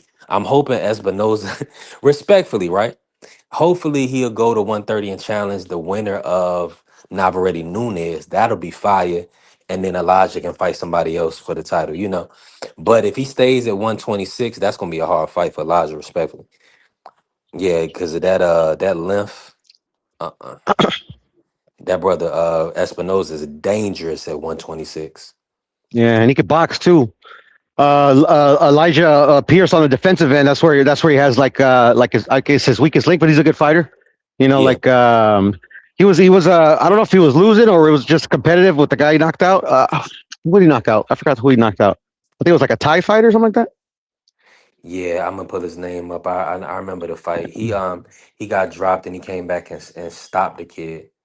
Yeah, he's also susceptible to like somebody that can like box from the outside because that's how eventually like what you call it the guy from the fights on Zufa now knocked him out. You talking about Michael Dasmarinas? Yeah, for sure. It was competitive, and then like the Hmm. last round, I think he knocked him out. Yeah, he stopped him in the ninth. Oh, in the ninth. Okay, cool, Yeah. cool, cool. And then he got stopped by that one guy. He just fought on Zufa. He fought that one guy from Robert's gym. I forget his name, but yeah. But yeah, no, I like Elijah Pierce. Who's he fighting though? He's fighting Lorenzo Pata, Okay, I know who that is. and that's I've the heard kid that that fight name, but Omar yeah. Trinidad. He had a draw with Oh, Omar okay, Trinidad, okay. Oh, okay. That's gonna and be a that's it. fight. No, that's gonna be a really good fight then. Now Yeah, that's just gonna be a exactly. really good fight. And I Yeah. like how Zufa's putting these guys like they're not on the shelf for a long time. Like because like literally Elijah just fought. Now he's fighting again. Now That's let me cool. say no, but let me say this. This is actually an Amazon Prime Manny Pacquiao promotions card. Carmel Moulton is going to be on this card. Omar, Mm. you know, Omar Trinidad fights for Zuffa, of course. Yes, But yes, yes. yeah, so he did fight Barta. Let me see if that was Yeah, Zuffa. Oh, that was Tom Loeffler. Yeah, of course, you know that was Tom Loeffler. yeah. That was Um, Zuffa. I remember that. That was Zuffa. Yeah, yeah. That was a really good August. fight, man. That fight was great, bro. Yeah, yeah. So I mean, Omar Trinidad ain't no easy fight. No, no, no. It's gonna be a really good fight. Yeah, so shout out to Pierce. Pierce gonna have to pull it out again, which I believe he's capable of doing. He has real power. Yeah, no, he does. He does. The only thing is like he relies on it a bit too much, man. That's to me what ultimately cost him against. Damn, what's his name, bro? I think he's a Puerto Rican guy. Like he was just relying on that power to bail him out, bro. And that's all she wrote when he got knocked out. I think literally the last second or something like that. Who got knocked out? Elijah Pierce. Nah, he hasn't been knocked out before. Mm-mm. Oh, then who am I thinking of? Mm, Who am I thinking of? it I must be depends thinking about on. somebody else. Because you know the guy I'm talking about, he just fought on Zuffa. He fought what's his name, Bam Bam or something like that. You talking about he just fought on Zuffa. Yeah. Yes. Damn. Who am I Um talking? Which weight class, Piero? I believe it's 140. Damn. What's his name, bro? Like literally, the guy, like the guy was saying, Turkey, give me some money, or Dana, I need some more money. I forgot his name, but maybe I'm confused because And he I did he be win his confusing fight? a lot. The Elijah Pierce guy, and a lot of dudes I be confusing. He has dreads, right? Elijah Pierce. Yeah, he does. Yeah, no, Elijah Pierce. Are you sure he hasn't been stopped? Nah, Okay, you know he was all right. I'm fighting with thinking about somebody else. he was fighting on overtime. Yeah, Elijah. Hold on, T Hill might know. T Hill pulling up. Hey, appreciate you, G5 man. Listen, it's a blessing. Thank you, man. Listen, the grind don't stop here. We just got to keep building, building up our team, building up our support system in our community. We're gonna do it, day by day. We'll figure out who that is. Piero, Yeah, I hey, want to say Joseph Adorno, but it's not. But I think it's Joseph something. Damn, what's his name? I, it's all good, but yeah, maybe I'm confusing him because I could have sworn Elijah Pierce fought that guy because he has power, a lot of power, right? yeah, Elijah, yeah. Yeah, and he fight this Marinas. Yeah, yeah. Maybe I'm confusing them. But if it's the same dude, but still, yeah, yeah. If it's the same dude, like my analysis still applies. But if it's a different dude, then I gotta see who I'm talking about, who I'm thinking of. Manny Jr. is not it. Is he fighting this weekend? Let me see. I don't think he is. I do not think Lil Manny is fighting this weekend. Who's little Manny? Which little Manny? Who are you talking about? Manny Pacquiao Jr. Oh, he's just barely getting started. He literally fought nobody. Actually, I don't even know who he's fought. But, Yeah, you know, he got everybody he loves got a Manny, draw. so they want him to do well. You know. 1000%. I would love to see him do well, but I mean, Mm. they should have kept him amateur for a little bit longer. Let me For see. sure, Oh for no, he's sure. 25. He's 25. I see. Oh, let me see what he did amateurs. Okay, 6-4 listed on box right. That don't mean that's all his fights. So he's been boxing for at least 4 years. But he better get started because I still remember when he was like he hadn't gone pro yet and he was going like around different gyms. I remember he sparred with Canelo and he was sparring with like a few other fighters, you know, giving them tips and stuff like that.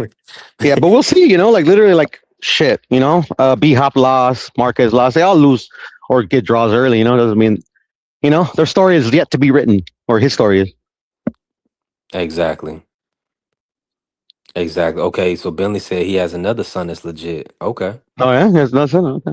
That's good. We're gonna see that. We got a good future in the That sport of must be boxing. Jim Well, I think his name is or whatever. Mm. Now, I want to bring to here, boy. I got you, Piero. What's up? What's Before up? I want to ask you about Emiliano Vargas. Do Mm. you foresee him as somebody that can be like a future face of boxing?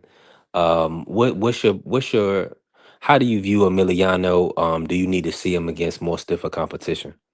Yeah, and I mean he's been with a lot of tomato cans, but like literally like the marketing push by for him and his brothers been really good because like literally like none of these dudes has fought nobodies, you know, and they got a lot of buzz. So for me personally, like to even, I mean I wouldn't even like it like face of boxing. Like will he be a champion? Like who knows? Like you know. once he's once he steps it up at least one more level up, and it doesn't look so hot, like like the opinion on him will change. But like he's got a lot of buzz, you know. But like yeah, against I guess the competition he's with. I'm not saying that like literally like anybody could do it. Like all those dudes will whoop my ass, but time will tell. Like anybody that knows me is like, yeah, man, I'm not gonna crown somebody that has yet to even fight for for the jester position. If you get what I'm saying, no disrespect. No, I'm definitely I'm definitely with you on that. T Hill, talk to us, man. Good morning. Callie's awake. How you feeling, T Hill? Talk to us. Yo, I'm outside, so if you hear any background noise, man, I apologize in advance. Yo, man, You good? congratulations. When you told us Appreciate you. yesterday, I let you know, congratulations, man. You're working, you grinding, and you Yeah. going green, bro. So, like I Hmm. told you today when you were saying, you hoping to get word from them, I told you, man, they gonna take the moniker and run with it, dog. They gonna let you go green, so now you green. Yes, That sir. being the case, man, boxing's at the state where it's got to compete with itself. And I think it's, in these new days and age, man, we find a way to discredit what's in the old. I mean, it's amazing that, just in within this time frame for boxers, more times than not, we recognize the old as the cream of the crop more so than the new. And for the women, it's the new that is pissing on the old. That's crazy in that dynamic. And on other sports, they say the new guard always is better than the old guard and that there are outliers. And I think frames per second have a lot to do with a lot of what we see on that TV screen, man. I seen Henry Armstrong, and the frames per second that I saw, it was amazing what he was doing. But yet some people will look at him now that are competing and say, yo, he was overrated. And they're not watching what they're seeing, man. So with that, some of them people need to slow it down, both in the ring, also on the film, man, so they can see something better. That being the case, man, boxing is still going on, man. We got some issues going on with boxing, but you know, we gotta T find a Hill, way. Yo, let me ask you this. While I got you here, because we'll get back around to the prospects and all that other stuff. Shout out to Thrill Hill in the building, the family. He said Vargas and Scooter, 100%. Vargas and Scooter are definitely future of boxing. T Hill, man, this Devin Haney versus Ryan Garcia. Um, that's the fight. and and hold on, let me just say this for our audio, right? This is a rule me and Marky wanted to implement on the channel, and I think it was a good idea. We're gonna mute up. We're gonna mute up if you're not talking. Whoever has the floor, is unmuted, and then if you got the you know what I'm saying. If you don't have the floor, we'll mute up four more. So that's kind of the rule, four more. So that way we don't talk over each other, all that other good stuff. You know what I'm saying? That'll help with the audio quality. That'll help with all that good stuff. Um, so let me ask you this real quick. We're gonna pivot, and then we're gonna bring in Mr. Moore. Talk T Hill, the Devin versus Ryan. Now, the reports are that majority of the people want that fight over Ryan Shakur. What say you on it? Do you want to see Devin Ryan, or would you prefer a Ryan Shakur fight? Being that you've already seen Ryan Devin, talk to us, to you. Nah, the fight is Devin versus Ryan. That's the fight, man. Right now, currently, that is the biggest fight with people that are participating in the ring right now. I mean, that's the fight that's gonna push the most money for either of those two. Save one guy that don't know if he's still in fugitive status or not, but for the most part, that's the fight. I don't understand the Shakur talk. Shakur just became a champion in 40, right? There's so much wreck at 40. Yeah. Why not show? Like, this is my only problem with them and those who follow them to the point of fanaticism.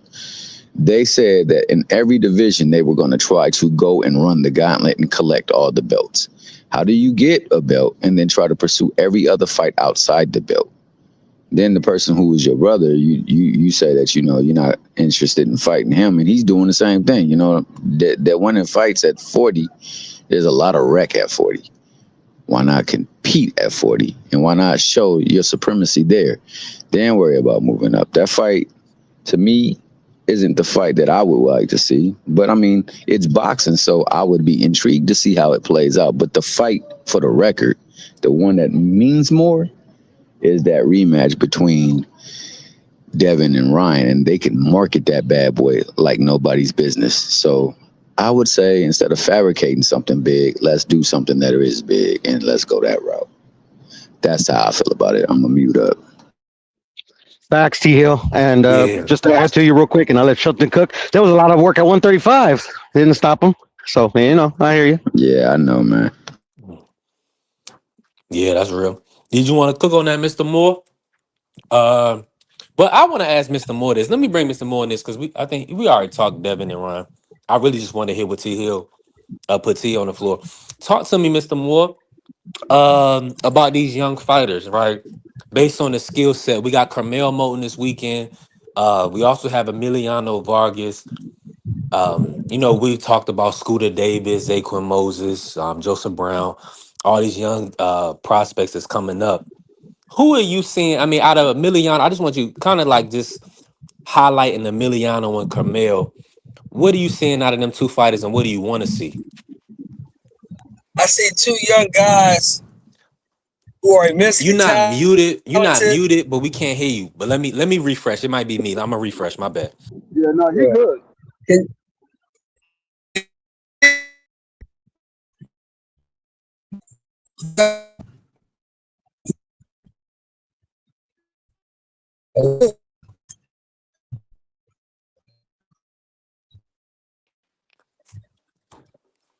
Can y'all hear me or what? Yeah, I got you, Mr. Yeah, I Moore. can Cook hear on you. it for me. Okay, y'all can hear me? All right. I see two young guys who are immensely talented, but one guy is being moved correctly and the other guy is just floating in the wind. I don't know what Floyd is doing Mhm. with Carmel Moulton. He has no direction. He's over here, he's over there. If you go make a push with this guy, you got to move him in the correct way. You got to keep him fighting. He can't fight once a year and call this guy one of the hottest prospects in boxing. No, if you're a prospect, you're supposed to be fighting at least 3 to 4 times a year to get your name out there, to compete against different styles so you can get your Exactly. sharpen up your tools. He's not doing any of that. Whereas Emiliano Vargas, they get him out there 3, maybe 4 times a year. These guys ain't very good, but their styles are all different. He's being moved the correct way. So if Carmel wants to, really become a player in this game, somebody got to get behind him and move him correctly. Yeah, I'm definitely with you on that.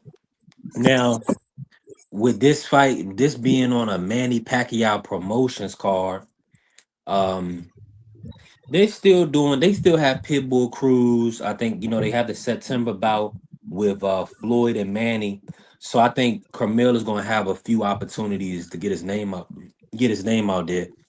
Um, he's still super young. Now with Emiliano, right? After this weekend, he should really be looking at fighting a contender and possibly fighting a former world champion. Yeah, if he runs through this guy, who they say is not a can, if he Right. runs through this guy, then he should be fighting top 10, at least top 15 guys. Nothing under a top 15 guy. Yeah. He should be moving his way up, getting in position to challenge somebody for a title. Because, I mean, it's cool to can crush. They've all done it. You can go all the way back to Sugar Ray Robinson, Muhammad Ali. They all can crush for a minute. But after a while, we got to see where you at and what you bring to the table. So this should be the last stop on his can crushing tour, and he should be fighting top 10, 15, top 15 guys after this. Right. I'm 1,000% with you because Augustine Quintana, this kid ain't playing around. So he's gonna at least give him a fight, and then we'll get to see. Then I want to see him versus like a Elvis Rodriguez or an Adolfo Yeah, something like Delgado. that. Those guys, yeah.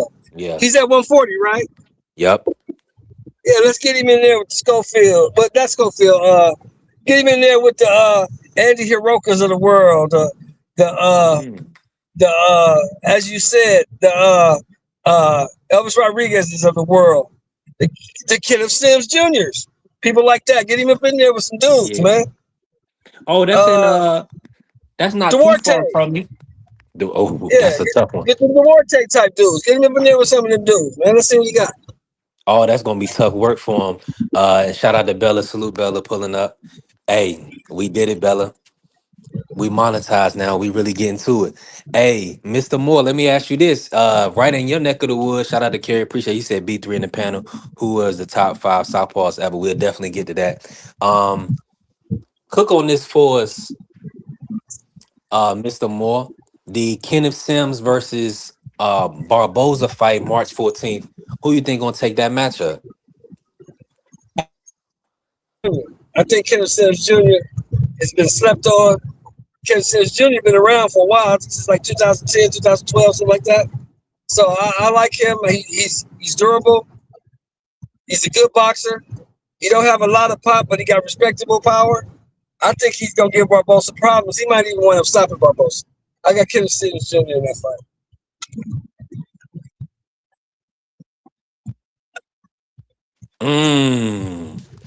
I like that fight. Yeah, I like that fight. It's gonna be a good fight. It's gonna be a hell of a fight. Now, let me ask y'all this. Okay, so Carrier put a question to the panel. Shout out to Carrier in with the super chat, man. I appreciate you, bro. Everything helps. We definitely growing. Top 5 Southpaws ever.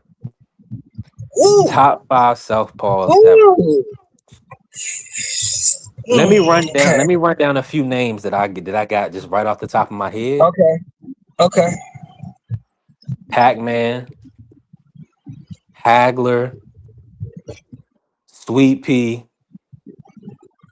Joe Calzaghe, Usyk, Lomachenko, Zab Judah, Winky Wright, Prince Nassim,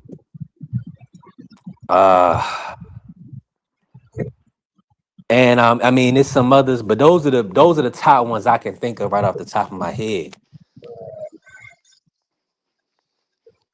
I gotta go. Number one for me. It's my top 5, right? Oh, absolutely, yeah. So number one for me is always gonna be Marvin. Yeah, Marvin. Mm-hmm. Even though the marvelous one was ambidextrous, but he fought out of softball stance a lot. So I go with the marvelous one.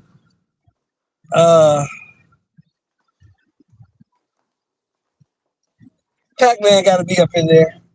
This is in no particular order, by the way. Pac-Man got to be up in there.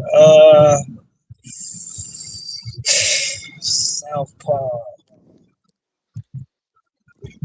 Fuck it, let me throw Crawford up in there because he fought out of the southpaw stance the last 3 weight classes he was in.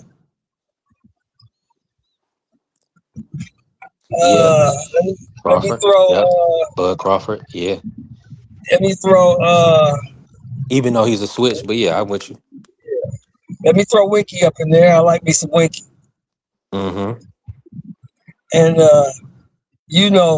like I know, I don't think there was ever a better southpaw than Sweet Pea. Yeah. Excellent list. Excellent list, fellas. Excellent list. I respect. Let me just throw a couple names out that I see here. Vicente Saldivar. He was a dominant That's my Mexican number one, by champion. the way. I think he's the greatest. Vicente. Oh, hey, yeah, I didn't even know you knew who that was, bro. All right. Yeah. What up, Sheldon? What's going on, brother? I respect it, brother. I respect it. Yeah. Saldivar for me is number one, but Pernell, I think it's probably like a tie, Pernell and Saldivar. But yeah, the marvelous one, like I was saying, Bam Manny. Yeah. It was funny because I thought it was gonna be kind of harder, bro. But like literally, like I mean, other than Crawford, that's just because like literally, like it's not his fault. It's just like literally like hard, but it's just hard to rate him. The only reason I said Crawford because he fought out of southpaw stance this one. No, he's an elite southpaw. It's like to grade him like amongst like like a Marvin Hagler, where like literally, I mean, like, come on, you know, it's just it's not Crawford's fault, but I get it, you know, I get it. Like literally, like Crawford, we see him right now, you know, hasn't lost, he's a southpaw, so yeah, no, I definitely get it. Yeah. Does Pacquiao beat Crawford at any weight? Yes. Yeah. At 130, at 135, yes. Yeah, I think Pacquiao gets and him at 140, in my opinion, 140 and 135, prime for prime. You think you get him at 40? Yeah. You might get him at 42. It's the awkwardness, Shelton. It's the awkwardness, bro. Conversation. He's so It's the awkward. awkwardness. Yeah, Pacquiao. And he was fast and strong. Yeah. But not saying that Bud couldn't cook him, to be honest, because like literally, like Manny had a chin, but it's like he could be knocked out, and Crawford has real power, you know.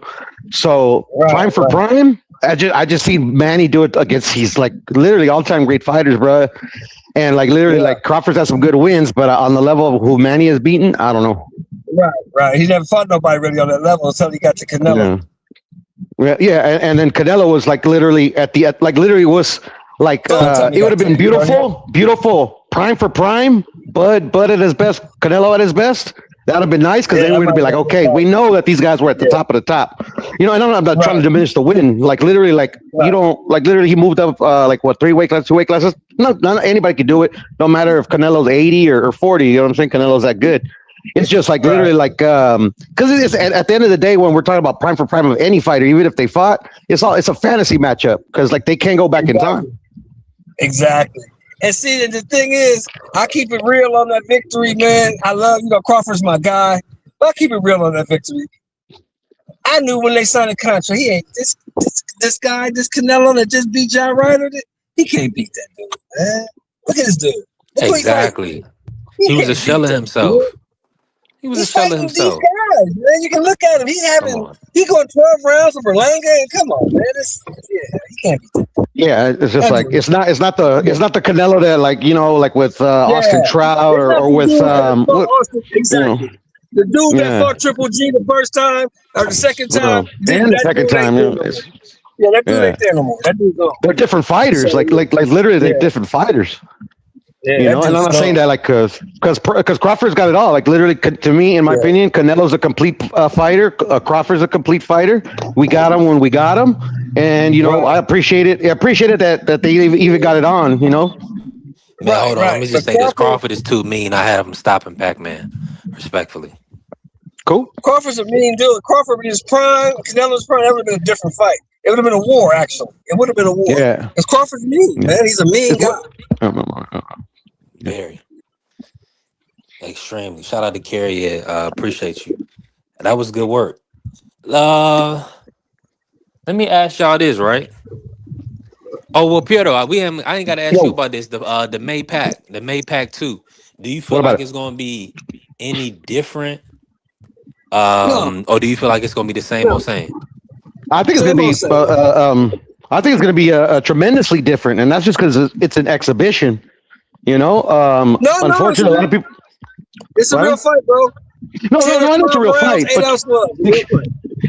No, I get you, Shelton, but I'm talking about like just why they're even fighting. Like literally, like Floyd hasn't fought a professional fight since he's retired. You get what I'm saying? It's just like it's gonna go extremely different because like these guys.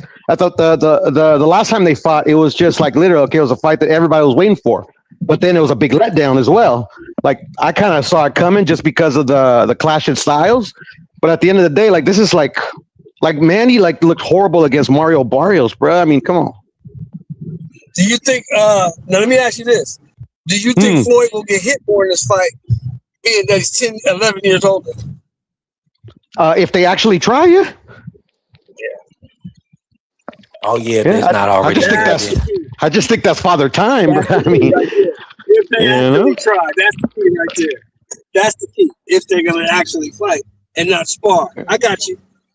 Yeah, and I don't think that I just to me even it's a real fight. To me, I just like it's an exhibition. Like literally, like it's just from my perspective. Floyd has made his identity so tied to him being undefeated that for him to sign up for a fight to lose like at 50 when he didn't have to do it for money, like why would he give up what he's like built his brand on just for money. It doesn't make sense to me. That's why I feel it's an exhibition.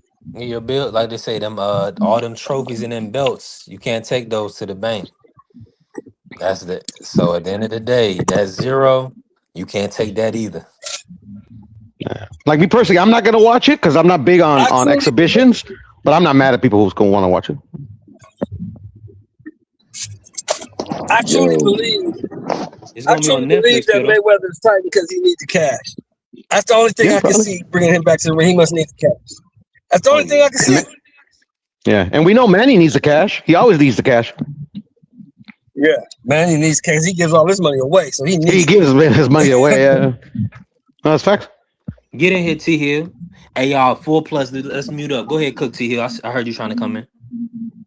nah, I was just gonna say, as far as the greatest southpaws of all time, man, you know it's Marvin Hagler, you know it's Pernell Whitaker, you know it's Pac-Man, Vicente Salvador, and probably Usyk. Those probably the greatest southpaws of all time. As far as this Floyd versus Manny fight, yeah, man, it's gonna draw numbers, bro. It's gonna draw numbers because it's the name, and you know, people don't like Mayweather, and he ain't fought, so it's easily to conceive the fact that he might lose this fight because the other guy has been fighting. Now, I don't believe he's gonna lose because I don't believe at no point in his career would he ever lost to Manny. Just think that Manning was at the earlier times, he wasn't complex. He got a lot more complex as his career aged. But you know, that's why he's a great southpaw, because I remember at one point in time he only had a 1-2, and that Mickey Fricky was dismantling folks with the 1-2. So just with his angles, his quickness, and his suddenness, man, it was something different. But that being the case, man, I'm like, Porto, I really don't want to see it. I ain't mad that people do want to see it. I do know that it's an opportunity to bring other folks to platforms that probably they wouldn't have never been able to be on. And that's what I think more so about it than anything. A way to generate the income, a way to invigorate the sport, and a way to put on the future. So I think that's what's most important is the platform and them trying to acquire the fighters that are going to push the sport forward on that card, so that way we can get a great night of boxing. And I forgot to mention Jose Napoles as one of the top lefties. Oh, for sure.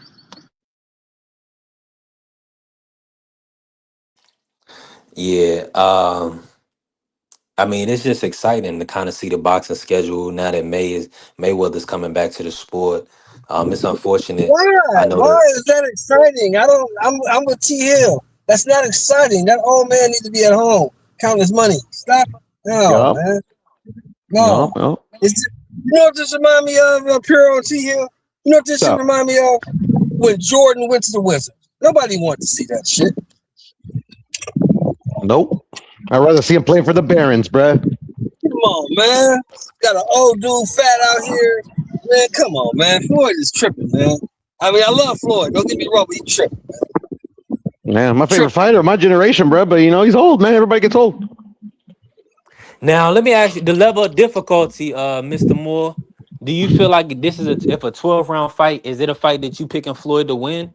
Or do you feel like he's putting himself in a bad spot fighting Manny at this age with this amount of layoff? I'm predicting Floyd to survive, to make it to 12 rounds. That's all I'm looking for. Because I don't expect any kind of action. I don't expect anything because you're a 50-year-old man. And 50-year-old people don't look good in boxing ring. They don't. And that's your George Foreman.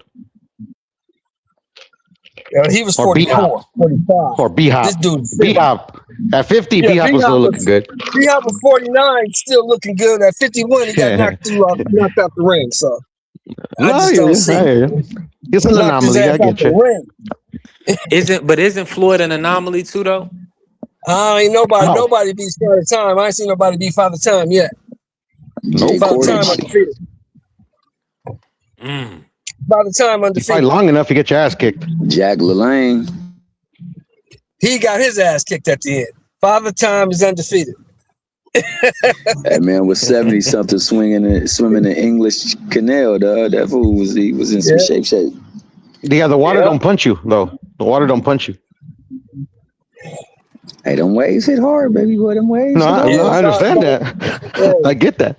I get it though. People love Floyd. I get it, man. But Father Time is undefeated, bro. Bella said, "Wait, ain't nobody say Michael Nunn?" Michael Michael Nunn Nunn's supposed to be coming back, right?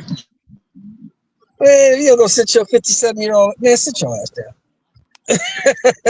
Or they get your ass whooped. Yeah, these young guys ain't You playing. take care of your body, You see, man. they going to welterweight. They ain't talking about fighting Devin Haney. They talking about. Of course not. Of course not. Fight Devin Haney for what? So he can beat the shit out you? Hey, was James Toney a lefty? Was James Toney a southpaw? Sorry to cut you guys off. Yep. Oh, right? Yeah. You gotta throw James up in there. I'm sorry. He was ambidextrous. He could go for ambidextrous. He go both. Well, I'm gonna throw him in there, man, because James Toney, man, he was great. Toney was a fighter. beast. I forgot about that. Right. But my brother Carrier said Devin can't stop Pac-Man. He said he don't care. So if he can't stop but Pac-Man, I think he could beat Pac-Man. I don't know if he could stop him. I don't. Honestly, man, I'm gonna be real with you. Temperament is everything, and I don't think that him being super cautious is gonna be able to, even if there's opportunities to present it, because you can get, especially with Pacquiao, you can get something come and smack you, and it changed the course of the fight. So I don't believe Devin would try to stop him at all. But I think he can beat him easily. You gotta remember this too, fellas. You gotta remember this as well. It's not getting knocked out and all that shit is not bad. It's not as bad as the sustained 12-round beating. That's when people start having CTE and slurring their words. It's not because getting knocked out. You get knocked out, you wake up, it's over. Or you got some dude pounding on you and cracking you for 12 rounds, beating you down.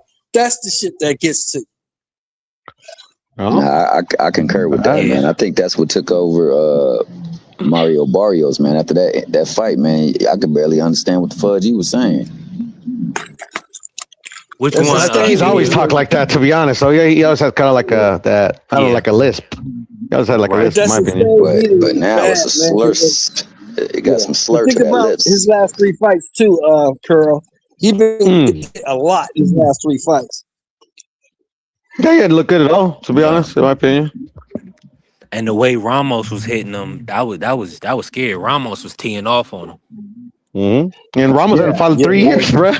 Yeah, that was a brutal fight.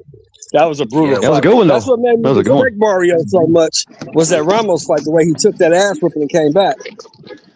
Yeah.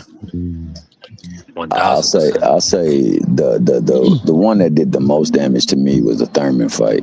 That was a bad fight. That was a brutal fight. I'm looking like the Elephant Man, bro. Yeah, man, that little statue. Matter of fact, I'm gonna pop it in the chat, dog. He had him looking like this. He beat the shit out of Mario. He did. Mario might go down, depending on who else he finish out with. He gonna have one of the best resumes of this era, if not the best. Mario might have to go to the doctor if he keep going the way he's going. That's not saying much, though, B3. There's a lot of fighters that have hell of that resume. For this era, though, Piero? I'm call y'all back. I'm in the mall. Okay. All right, Mr. Moore, do your thing. Hold on, Piero. For this era, who's got a better resume than Mario? Let's look at it. No, and I'm not talking about like in terms of like who has a better one or not. I'm talking about in terms of like he's fought literally everybody. Like literally, he's one of the former welterweight champions. And literally, like he beat Ugas for the title. He fought Manny, even though I didn't think he tried. Like he's literally fought most of the people at 140, 147. Didn't he fight Tank and Puello? Yep. I don't know. He didn't fight Puello. I don't remember the Puello fight. But what I'm saying is that like literally like what, bro? I'm gonna say, who did he win that regular title at 140? Let me check real quick. I think he beat. Wasn't it Ugas? Baranchik. No. I think it might have been, or it might have been a vacant. But what I'm saying is that there's a lot of boxers that literally like boxers. That's what they do. They fight. They fight. So literally, some boxers get opportunities to fight, like all the up and top contenders. But I'm just saying that he lost like most of to the top. You know what I'm saying? My bad, I'm Like tripping. you know what I'm saying? He fought Akhmedov. Akhmedov, that Yeah, was he's the one that okay. gave My bad. Akhmedov his first Okay, loss. You remember okay. Akhmedov ain't no joke. Akhmedov, No, he no, feel like he no, got. Akhmedov. That He's was a still tough good. He's fight still too. good. He's still good local That was a fighter. tough fight. That was a good Yeah. fight. A lot of people think Akhmedov won that fight. Yeah. And did he fight Postal as well? If I'm not mistaken. Mario, no, Mario never fought Postal. No, no. Okay, Mario he fought fought Postal. Ryan Carl, stopped Ryan Mm-hmm. Carl, then he fought Tank. Tank stopped him in Mm-hmm. 11. Then he lost a decision to Thurman. He came back and stopped Giovanni Santiago. Then Mm-hmm. he beat Ugas in a decision. He edged Maidana in Maidana, 2024 in a his decision. brother, And cousin, then something he like that. came in and had the draw versus Abel, draw versus Maybe. Pacquiao. Yeah. I'm talking And about then 140. the Like at loss. 140, who did he fight? Who did he fight? Like his last 5 fights at 140. His last 5 fights at 140, he fought Jose Roman. Mm-hmm. He fought Richard Zamora. Okay. He fought Juan Jose Velasco. I don't remember And that then he guy. fought Go ahead. Akhmedov. Then he fought Akhmedov. Okay. Bajman Akhmedov. And then he Mm. fought Ryan Carl and then Tank. Oh, okay. All right. So yeah, maybe I'll think of somebody else. Or maybe I'm just confusing Baranchik with Akhmedov. But anywho, Bella said borrows is a joke. Shout out to Crush the Legend in here. Crush, we made it. We building. Listen, we finally was able to kick down the door, get our super chats, get our memberships going. YouTube done partnering with us. Hey, the Sports Talk Network, the People's Network, we definitely working. Man, I appreciate everybody that joined the membership today too, man. It means a lot. That means we can kind of keep doing what we doing.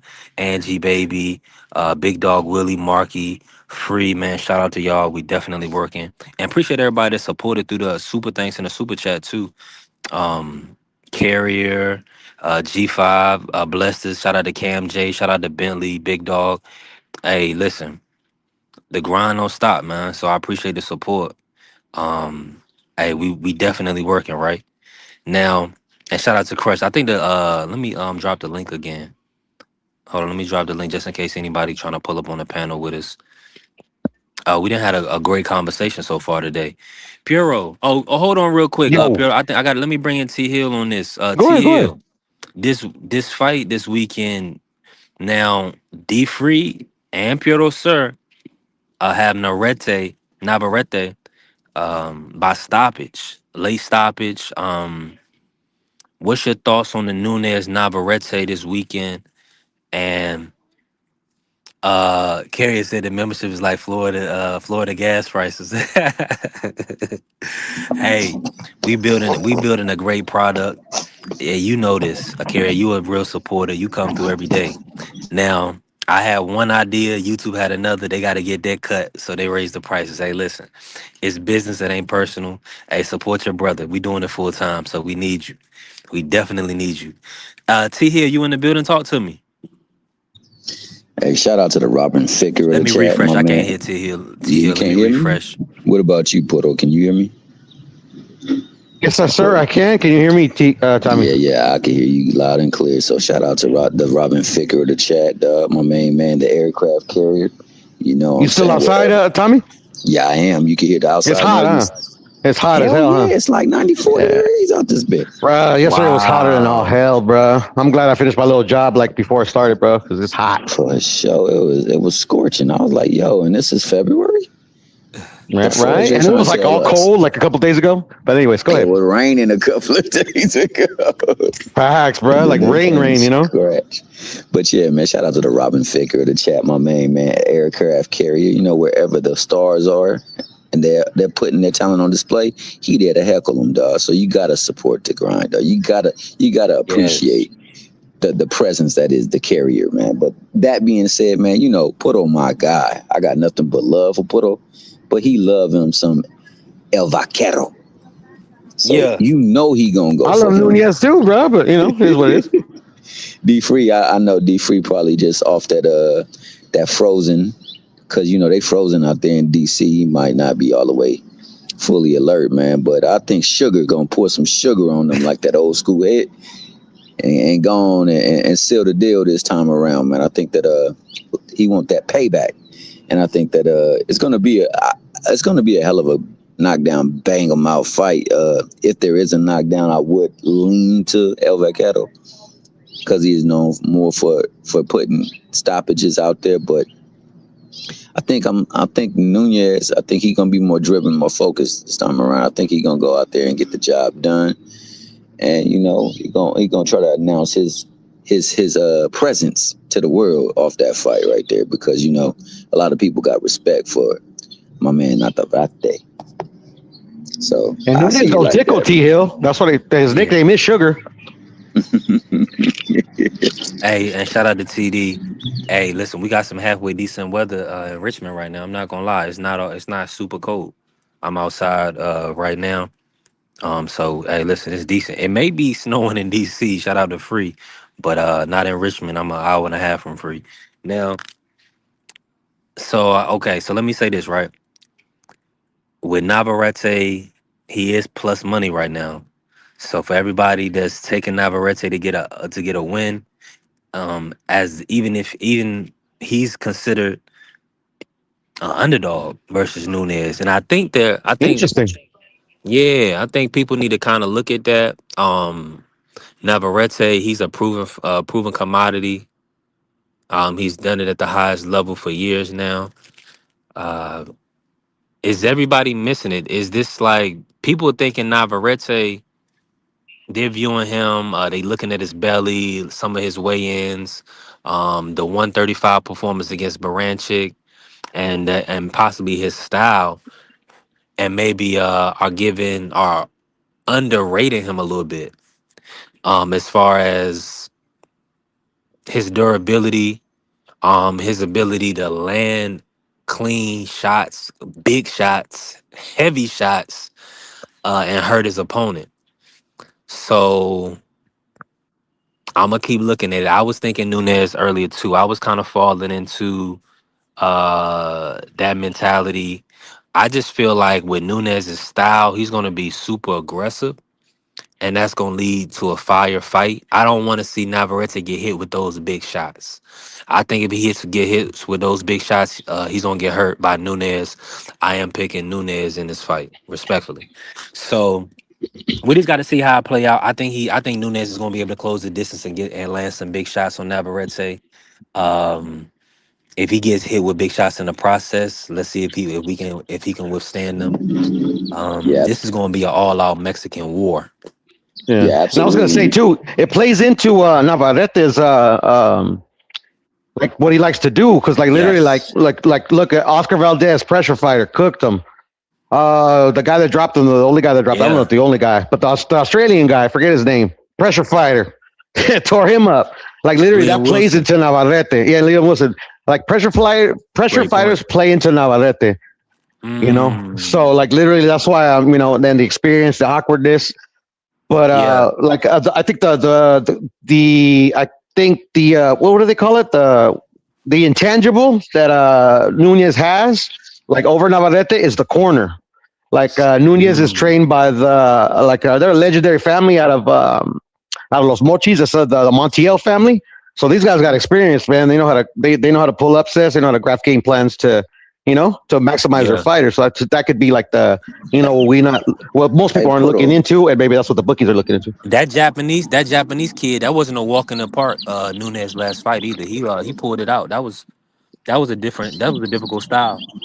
Hey, And he Go just Poto. ahead, fought the cook Puerto to Rican. What's his name? Nunez got a fight after that. Hold on, let me look it up. Yeah. He Yo, fought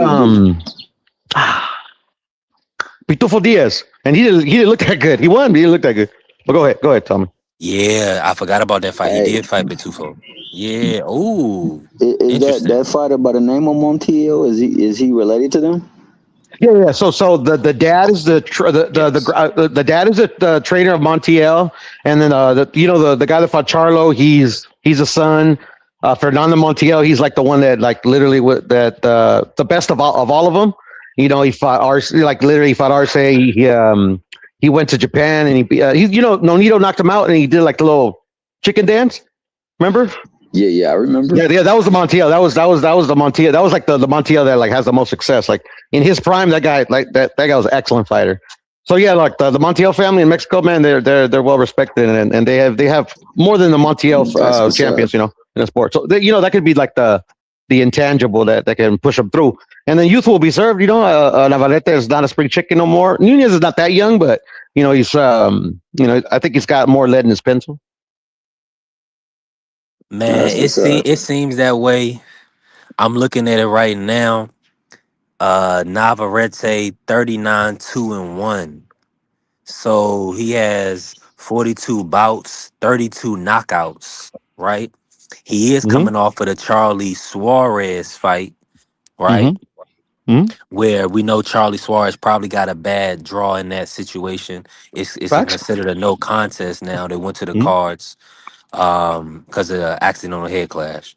Now, Yeah, can which Charlie it ended Suarez? up not being, Yeah, I think Nunez is a little bit. I got him as a little, probably a little more crafty than Charlie. Maybe we'll see. I agree. I mean, way more crafty than Charlie, in my humble opinion. Right. So it's just, is the style going to, over the course of the fight, is Nunez going to be able to get inside, land the shots he needs to land? Mm-hmm. Um, and shout out to Cam. Oh, Isaiah, what's going on, Isaiah? Appreciate you pulling up. I see you in here, Cam. He says Nunez minus 190 to Navarrete plus 158. Cam said he has Nunez by UD or late round stoppage. I like that. Okay. Yeah, I think it's gonna be one of them type of fights. Matchroom and Eddie Hearn did purchase the fight, right? They won the purse bid to put on this matchup. So they are Eduardo Nunez and Sugar Nunez promoter. So they have an invested interest. That's why they bought the fight. I'm pretty sure based on the Charlie Suarez, Team Montiel and Sugar Nunez, this is the fight they want. They believe they can win this fight. So of course the height and reach advantage is going to go to Emmanuel Navarrete. We'll see if Nunez can close the distance. TD said, I got Navarrete late, good scrap though, tough fight. Navarrete late, interesting. Okay. So we got people on both sides. That's where you got a great fight. Hopefully y'all can tune into that fight. I know it's gonna be on the zone. It's actually one of the fights. And shout out to the zone. I mean, I feel like it's definitely worth it. The zone is putting on a lot of good events for the sport of boxing. As you can see, just last week we had the Ryan Barrios, and now we're gonna have this weekend we have Navarrete Nunez. And I believe that is a unification at 130 pounds. So Puro, why I got you here? Do you believe Shaki Foster? What's your thoughts on him at 130? Do you foresee him becoming number one in that division, or do you believe that Manuel Navarrete or Sugar Nunez, Ray Ford? Talk to me about 130, Piero. What's your thoughts on the 130 landscape, and do you foresee Oshaki as number one? I believe multiple panel members pretty much listed Foster as number one, especially after what he did to uh, having a fight outside of his weight class against Fulton, putting on a dominant performance. Uh, is Oshaki Fulton number one at the weight class, in your opinion?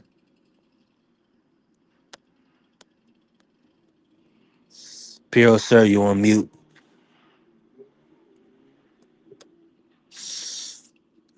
Okay, Piero might be moving around.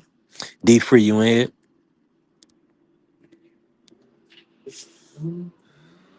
Okay, D Free Yeah, might be moving around. I'm in here. I'm in here. Yeah, this gonna definitely be a good, entertaining fight. I can't wait You for it. hear me, Big Free? With that, I'm outside with some landscaping going on. D Free, talk to us about 130. Can you break down who you see? Who is the top guys at 130? Do you have if you can, for the people, what's your top five at 130? Uh, who's at 130? I got Oshaki Let me. Foster number one. Okay. Um, Damn, who's at 130? There's a lot of people that moved around. Let me break it down for you, Free. Go ahead.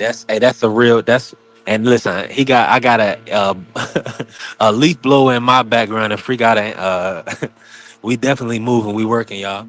Appreciate everybody that's in here. Tap the like button for us, help us grow.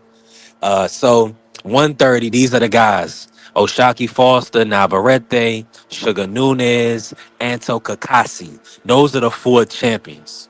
All right. Oh no, my apologies. James Dickens. James Dickens is champion right now. Shout out to James Dickens. My apologies. He beat Albert, uh, the interim champion at the time, and then he was elevated to full champion when Lamont Rose dropped the belt. Shout out to James Dickens. So Jazza James Dickens is champion right now. Also, Emmanuel Navarrete, Sugar Nunez, and Oshaki Foster.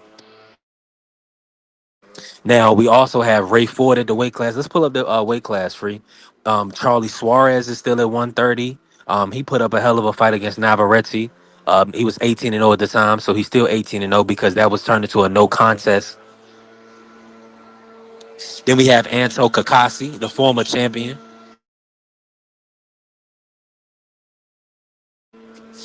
And let me pull up the list real quick.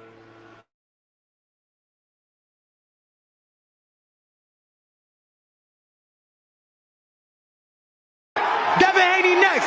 Fuck Devin Haney and Bill Haney. Pussies. I've been looking for you. Don't creep past me. 30 years. 30 years, low Richard Richardson. Devin, Yo, word of my dad, word of my dad when they fight this nigga getting broke up. Word of my dad, are you gonna post this? You're trash. Devin, you not. trash. You're not gonna post Devin, this. I had Jay said you he can only say the same thing.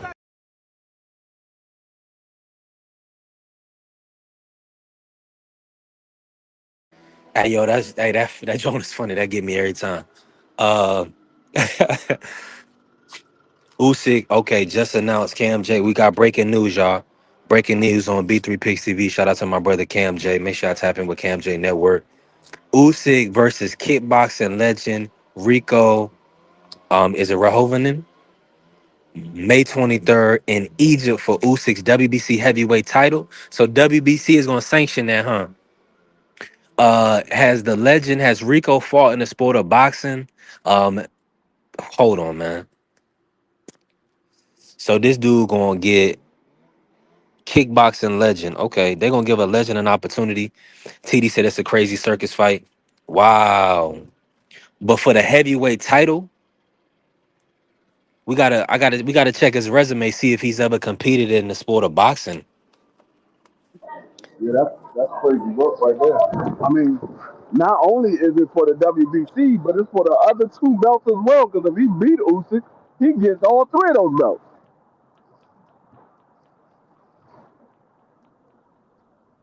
That's crazy.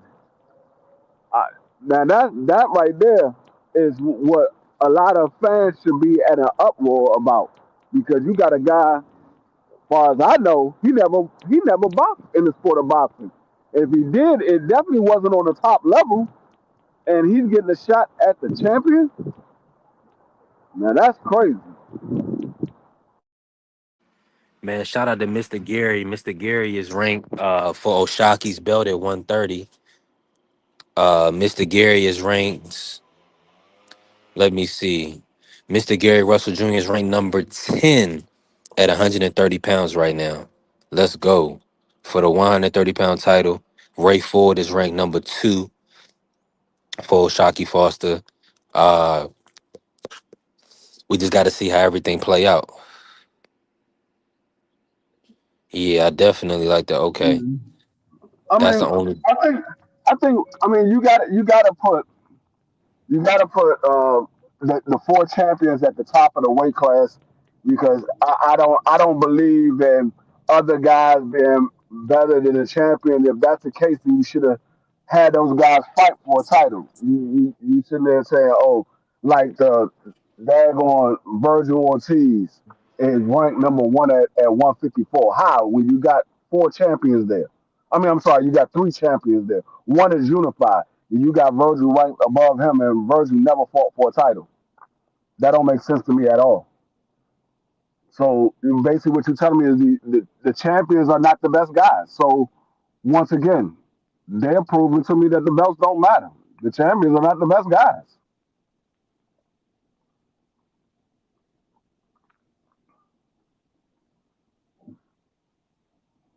I'm with you on that. I'm looking up the guy. His pro record is 1-0. He got a KO victory. This guy Oh, Rico Verhoeven, this man um, is 1-0 and he's fighting Usyk. for the world, for the heavyweight championship of the world. His knockout, his knock in the second round. He fought a guy that was 0-5, and he stopped him. April 2014. So that was 12 years ago. He 12 one and years to the. zero 12 years ago. Come on, man. Yeah. You now y'all getting mad But now in about kickbox, but now the hold on. Let me just say this free before you respond. In kickboxing, he's 54-10. And he's been stopped 2 times. He only has 16 KOs. He has 16 KOs and 54 wins. He has 10 yeah, losses and been KO'd twice. look, kickboxing. But I mean, I'm sure that's a You lot. That's a deal. That's still over 64 fights. That's a lot of fights. yeah, but that's So, but kickboxing. Usyk is gonna stop this dude That ain't no damn. unless The he play man with him. he fought one time 12 years ago. That man Wow. he's been out of the ring longer than Floyd. One time 10 years ago. I mean, But yeah, he is a kickbox. He kickboxing though. I mean, he boxing. He boxing. man, So he kicking more than he boxing. And kickboxing, yeah, they throw punches, but they kicking way more than they doing boxing. They ain't do, it's called kickboxing because they got gloves on and they can throw punches. But they kicking. They ain't doing no boxing in this. Them boys is standing right in front of each other throwing kicks. I sat here and watched kickboxing many times. Ain't nobody I ain't seen not a single person box around the ring in kickboxing.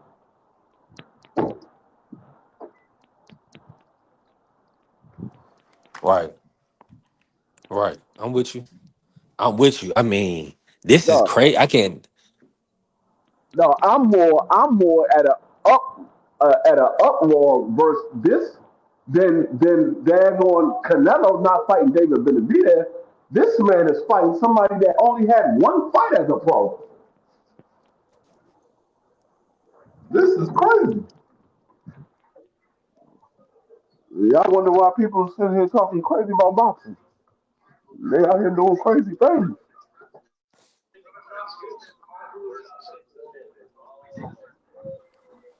Yeah. I mean, this is the sport, man. This is the sport we love. Usyk is at that age though where we I- he's earned a softer touch. I feel like you cannot find a soft touch at the top heavyweights. I mean, yeah, he was able to get Daniel out of there, but we don't even know what type of training camp he had to put himself through to be able to defeat Daniel Dubois. I mean, I'm sure he definitely put in the hours in the gym to ensure that he was going to be able to, you know what I'm saying? That's why he looked so ferocious and pretty much his most devastating stoppage at heavyweight. I'm gonna be honest with you, So dog. I'm gonna be honest with you. When you become a champion, and not only just a champion, a unified champion, an undisputed champion, you get no soft touches. You get none. There should never be a soft touch for you because you're supposed to be fighting all of the guys that's coming for that title. That's who you're supposed to be fighting. well, Because remember he's supposed to be fighting Deontay Wilder.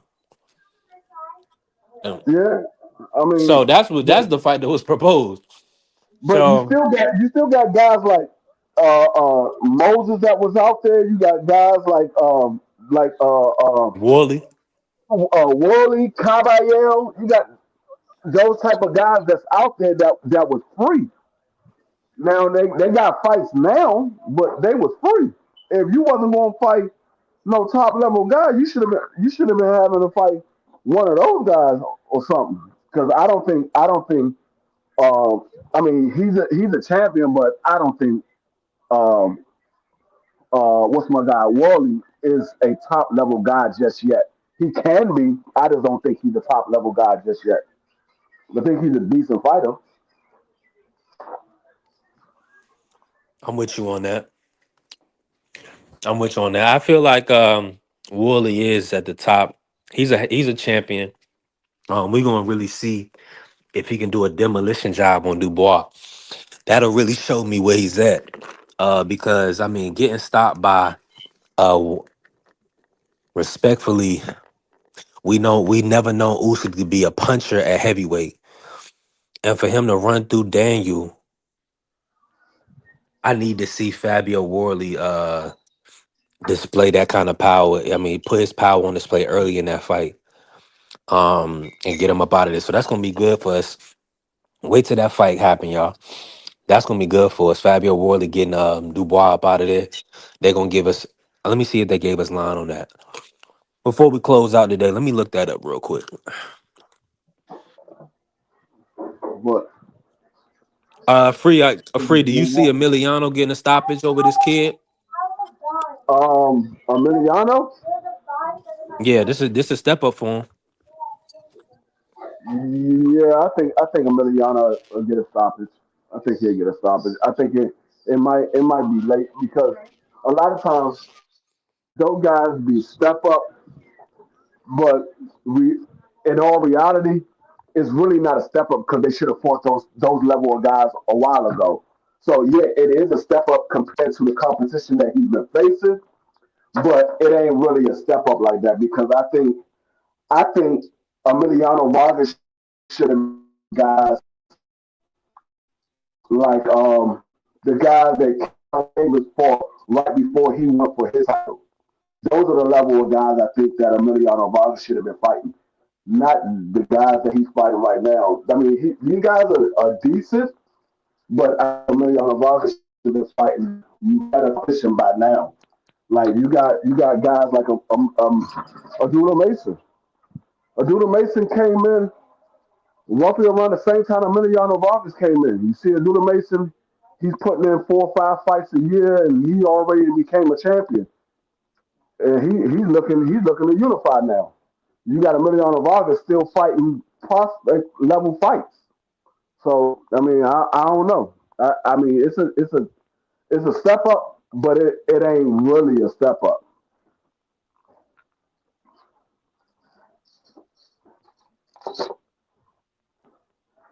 Mm. I'm with you on that based on the style, because this kid gonna be there to fight him. It's just But gonna see, be up for Emiliano to show he's you a see level the above this kid. difference in Erica. He said Wilder can fight an air fry a fry cook or whatever. The difference is Wilder is not a champion. Wilder's not a champion. When you become a champion, there is no easy fight for you. There shouldn't be anyway. I ain't gonna say there is none. There shouldn't be any easy fights for you because you have sanctioning bodies, especially when you're a unified champion. You have sanctioning bodies, and those sanctioning bodies got ranking systems, and you got a number one guy, a number two guy, number three, four, five, six, seven, eight, nine, 10. Why are you fighting somebody that's 1-0 as a unified champion, especially at heavyweight? Why are you fighting somebody that's 1-0? Even the 1-0 guy ain't ain't got as many fights as the daggone fry cook that Wilder fought.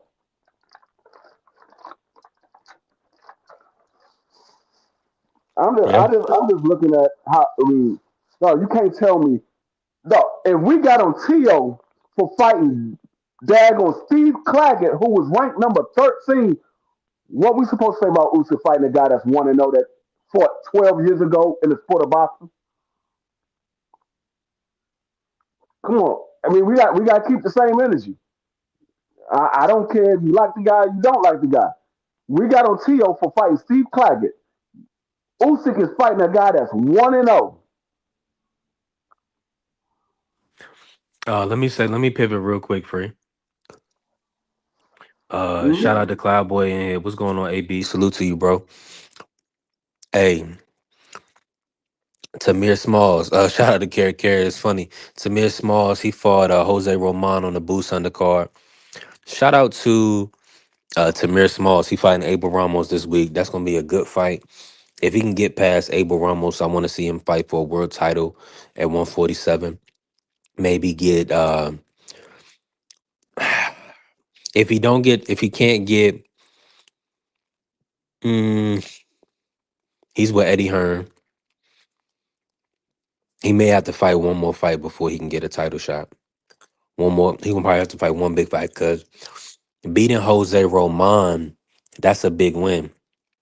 Because Jose Roman is the decision over Jaleel Hackett, so that holds a lot of weight in the 147-pound division. So Tamir Smalls is in prime position with the WBA, right? Let me see where he's ranked because that Jose Roman win. Let me pull that up, y'all. That's a big win. Now let me see, 147. Okay, Tamir Smalls is number 9 in the WBA. Let me see if he's ranked in any other sanction. Okay. Nah, they not showing him. Okay. Well, it's Eddie's job. He's just promoter now. Okay, 9 in the Hey, WBA. he can Okay, fight cool. Rolly. He can fight Rolly. Potentially, but see, Rolly is okay. So it's Rolly and Giasaw. Now, Tamir Smalls can fight Jack Catterall. Jack Catterall is number 6. Both of them are signed with Eddie Hearn, but he's gonna have to beat Abel Ramos in convincing fashion to get a Jack Catterall. Um, in fact, who's promoting this fight? Let me think. This is an Eddie Hearn promotion. Yeah, this is Matchroom this weekend. Yeah, I don't like this fight. Small should have an easier time with Roman because should have had an easier time with Roman because he will be there to be hit. It's just that Smalls will get hit to see. Let's see how his chin is. Okay. Um, I'm with you on that, TD. I'm gonna say this right.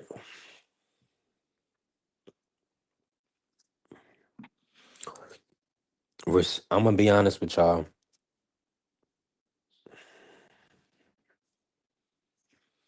They should have. He should have. Eddie should have paid. Eddie should have brought Jose Roman back.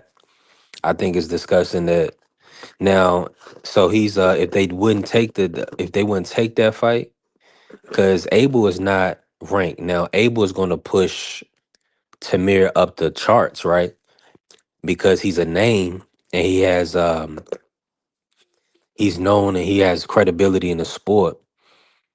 But that's a tough fight. Abel Ramos, after what happened with the Jose Roman fight, this may be what you call like a banana peel, or they may be trying to get Tamir beat. I'm gonna just be real with you. We'll see how the fight plays out. If Tamir Smalls beat Abel Ramos, Tamir Smalls will be a world champion in the sport of boxing. Mark my word. If he beats Abel, he'll be a world champion. Because Abel just had a hell of a fight with Mario Barrios, and I believe Abel should have got the title, respectfully. Right now, Tamir Smalls is coming off of a what we would say a close decision against Jose Roman. Different style, but we know Jose is durable. Your next fight after a tough fight like Jose Roman, you're fighting Abel Ramos. Just watch out for this. If you putting any money up and stuff like that, watch out for that. I would mm-mm, stay away from it. TD said you got Ramos. You mean you got him stop? TD said you got him stopping Moran. Do you have him stopping Abel Ramos though? You have him stopping Abel Ramos? Okay, okay. I'm not picking Tamir Smalls to lose at all. I just think it's very interesting. Okay, it's a good fight. I'm just looking at it because it's definitely not an easy fight. You good, TD? It's definitely not an easy fight at all. Abel Ramos not no easy fight. So if he can get past Abel, he should get a world title shot. If not next, definitely an eliminator. Maybe he should get the Jack Catterall fight, something like that, on an undercard somewhere, or if he can't get Jack Catterall, he gonna have to get the Giasoft fight. Eddie gonna have to make the Giasoft fight for him. So this is a make or break fight for Tamir Smalls. I like it because if he can beat Abel, stop him, beat him, whatever, then he's gonna be in position for Eddie to make the Giasoft fight. It'll make sense. It'll make sense. They probably will make it for the vacant because it looks like Rolly may be having to relinquish that belt. We just have to see what Rolly does, if Rolly can make a unification or what, but it's not looking good. If they don't make something, has to shake with Rolly in the WBA immediately.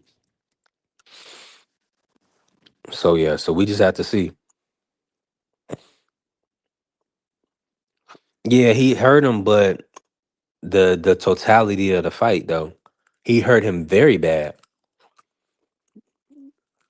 Yeah, yeah, TD. He hurt Jose, but the, as hurt as he was, he definitely got durability, and I thought he boxed beautifully to end that fight. Respectfully, I mean, yeah, that's just what it is. Tim Bradley getting on Hitchens. Carrier, yeah, Tim Bradley. Shout out to Tim Bradley. Tim Bradley's a funny guy. Now Hitchens, man, Hitchens is gonna have a bad rap until he gets it back in the ring. Because at the end of the day, everybody wanted to see that co-main event. Everybody wanted to see Hitchens Duarte on the grand stage in Vegas. I mean, that was going to be a phenomenal fight. So the fact that he couldn't make it happen is disappointing. Now, I don't want him fighting at 140 anymore. I believe he needs to move up to 147. That's just me. I want to see Richardson Hitchens versus Brian Norman Jr. 147, or maybe Richardson Hitchens versus mm, Amanda Stanionis at 147, something like that. Yeah, fight Stanionis at 147 or fight Norman Jr. at 147. I like both of those fights. So yeah, so we got a lot to I'm look telling forward you to. right Go ahead, now, Free. Richardson Hitchens get in there with Stanionis, he getting stopped. Stanionis Mm, gonna stop Richardson Hitchens. mm. He ain't beating no Stanionis. We better get a tune up before he get in there with Stanionis. And we looked at what Bud did, what Booth did to Stanionis, and we think, oh, Richardson Hitchens or Stanionis is easy work. No, the hell he not. He was easy work for Boots, not everybody else.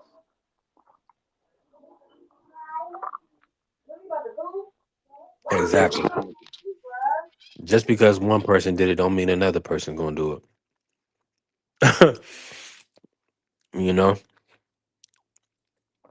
but we got to see, man. That extra 7 pounds Now could I'm help not Africa. I'm not convinced by what I see from Richardson Henson. I think he got good ability, but you got to look at the best opponent that he's been in the ring with was Jose Zapata. That was the best opponent he's been in the ring with, and Jose Zapata is one dimensional. And even at that, even Jose Zapata, I don't think Jose Zapata beat Stanionis. So that's not saying a whole lot by saying that was his best opponent, but I mean that's it. That's literally what it was. That was his best opponent. Jose Zapata.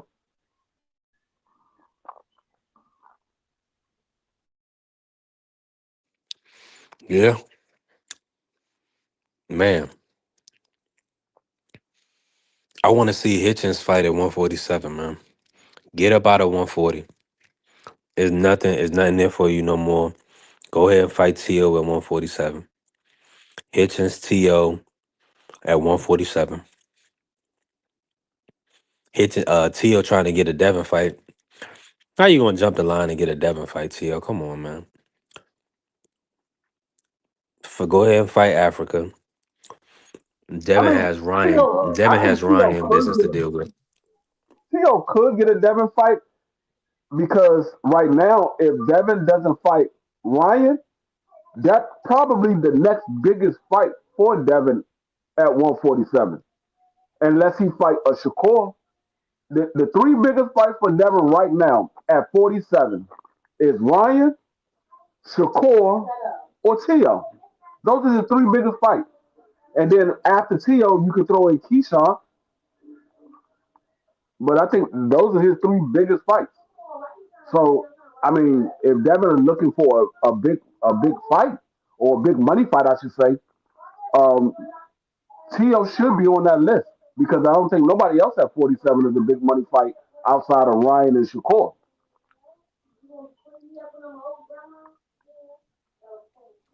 Mm, okay. Yeah. I mean, I guess T.O. will Oh, be oh, oh. considered one of the Aircraft, biggest names. you been smoking today? This man said Richardson Hitchens will walk through Brian Norman. Have you been smoking today?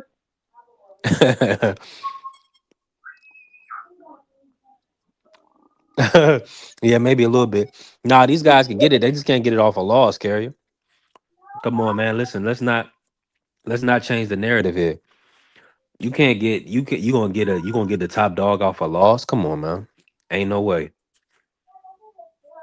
If you at the top of the division, you got to be coming off a win at bare minimum. I mean, Come I, on now. I mean, I'm not that big on wins and losses. If a guy only got one loss and he lost to a guy that was just better than him, Well, I Tio mean, got two losses. I'm just saying, I'm just using one loss as an example, and the guy was better than him.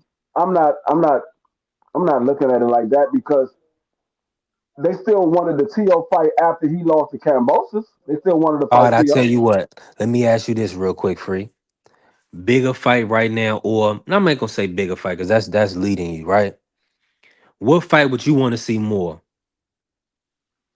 Devin Haney, Teofimo Lopez, or Devin Haney, Richardson Hitchens? Devin T.O. I think I think Ah, that Theo was will funny. I think Theo will make it a more of an exciting fight. I think Richardson Hitchens will be too defensive.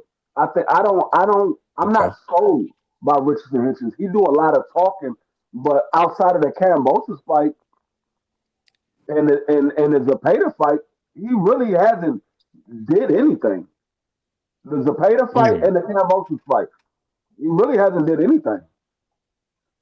So I would say T.O. will make it more exciting because we know Devin is gonna come out there and try to beat T.O. up. We know T.O. is gonna try to beat Devin up. They got a lot of history between each other.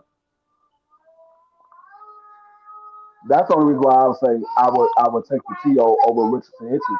Now, if there was no history between uh, T.O. and Devin, then I probably would say I would want to see the Richardson Hitchens because Richardson been talking a lot. And so I would say I would want to see that. But because Tio and Devin got history, I want to see who really wins that fight. I let believe I me know who will win. let me bring in Marky free. Marky, talk to me, man. Give me an audio check. Salute, salute, salute. Before you ask me the question, can I answer? I can't hear Marky Dan. Can you hear Marky I Dan can, free? yeah, Yep. I can hear Marcus. We can hear Marky. Yeah. Well, before I answer the question, aircraft asked a question in the chat. Top five southpaws of all time. I would say Pacquiao number one, Usyk number two, uh Purnell number three, Hagler four, and I say Michael Moore for five. That's I think it's only two Southpaw heavyweight champions ever. But go ahead. What was the question? B3. We were talking about which fight would you rather see? Devin Haney, Teofimo Lopez, Devin Haney, Richardson Hitchens. I'd rather see. Um, damn, damn. That's not an easy question. I would say the TL fight. Just because there's more history.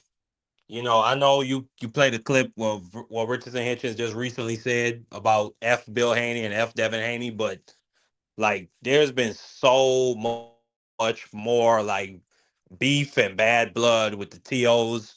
You had Bill looking for TO Senior in a liquor store.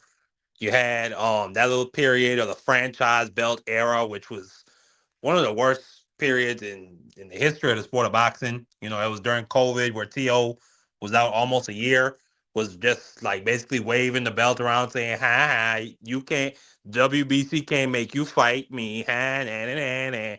Like that was one of the worst things I've ever seen. The fact they created a duck belt for that man TO to hide behind. But yeah, it would be the TO fight for me. I wouldn't mind seeing Devin Haney drag his nuts on him and his father. And I just don't think Wow. I don't think the Hitchens Haney fight is the greatest style matchup in the world. All I can tell you, sir, is that he's gay. Gay, gay, gay. Whoa, that's a derogatory term, B3. You're a monetized guy now. Hey, Gay means happy, not Marky. What are you talking about, bro? right. I Exactly. guess. Unless when Yeah. you refer to somebody dragging their nuts on somebody else, that was OD. I mean, in But not terms of bigger than Sounds fight, like in you're this. trying to terms make it of derogatory, competition, bro. God damn it. Yeah, that was OD. Devin Haney next. Fuck Devin Haney and Bill Haney. Pussies. I've been looking for you. Don't creep past me. There he is. There he is, Low Richard Richardson. Yo, word of my dad, when they fight this nigga getting broke up. Word of my dad, are you gonna post this? You're trash. Devin, you trash. You're not gonna post Devin, this. you He trash. can only say the same thing. Is it just me Well, or let is me Devin let me little just brother very cringe? yeah, that's what I was about to say. Sean Haney, somebody Not, need to put hands on that nigga. Somebody need to nah, not really to put me. hands on Nah. that boy. He seems pretty cringy to me, but But that's just does it Nah. me. have He's a Bill no, no, Haney there, no. Burrow? It's Ain't. Richardson bitches. Look Bill at. is Bill, but It's the little Hey, brother, I look. don't know. Richardson, It's kind of weird. Richardson bitches. That's his son. Let me say this: his Sean Haney is doing exactly what he's supposed to do as Man, a young hold on, as a man need young to hit him with guy. a bottle. As a young, no man, come on, man. That's not fair. This dude is a kid. He hasn't hurt nobody. He's not selling drugs Yes, to he kids. did. He no, Tiger How he's old is not Johnson he? got selling hurt drugs. because of Hold him. on. No, Tiger Johnson got hurt because a fight broke out. That didn't have nothing to do with that kid. Precipitated and instigated by Nah. the lighty Mm-mm. boy, right? Mm-mm. No. How No. old is I Sean Anytime, hold on, or let what's me his ask, name? so hold on, let me ask this then, because I had this conversation on I think he's 17, 16 or 17, Peter. running his Um, mouth like he a grown man. now hold on, let me ask you this. You a grown man, Mark. You get in a verbal altercation with a youth, a child. Whose responsibility is it to de-escalate? It depends though. Like that's a broad Nah, question don't, you was nah, Mark, asking me. Mark. I said you're 25, 26 years of age. You get in a verbal spat, or it's getting to that point with a youth, somebody that's younger than you, somebody's child.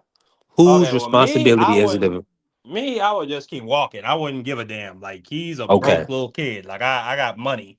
You know what I'm saying? But Tiger Johnson But ain't it in the doesn't matter. position It I'm don't hold in. on, You hold know what on. I'm saying? That Hold doesn't, on, but let me yeah. just say this. But you Tiger calling him Johnson. a broke little kid, that's not the situation.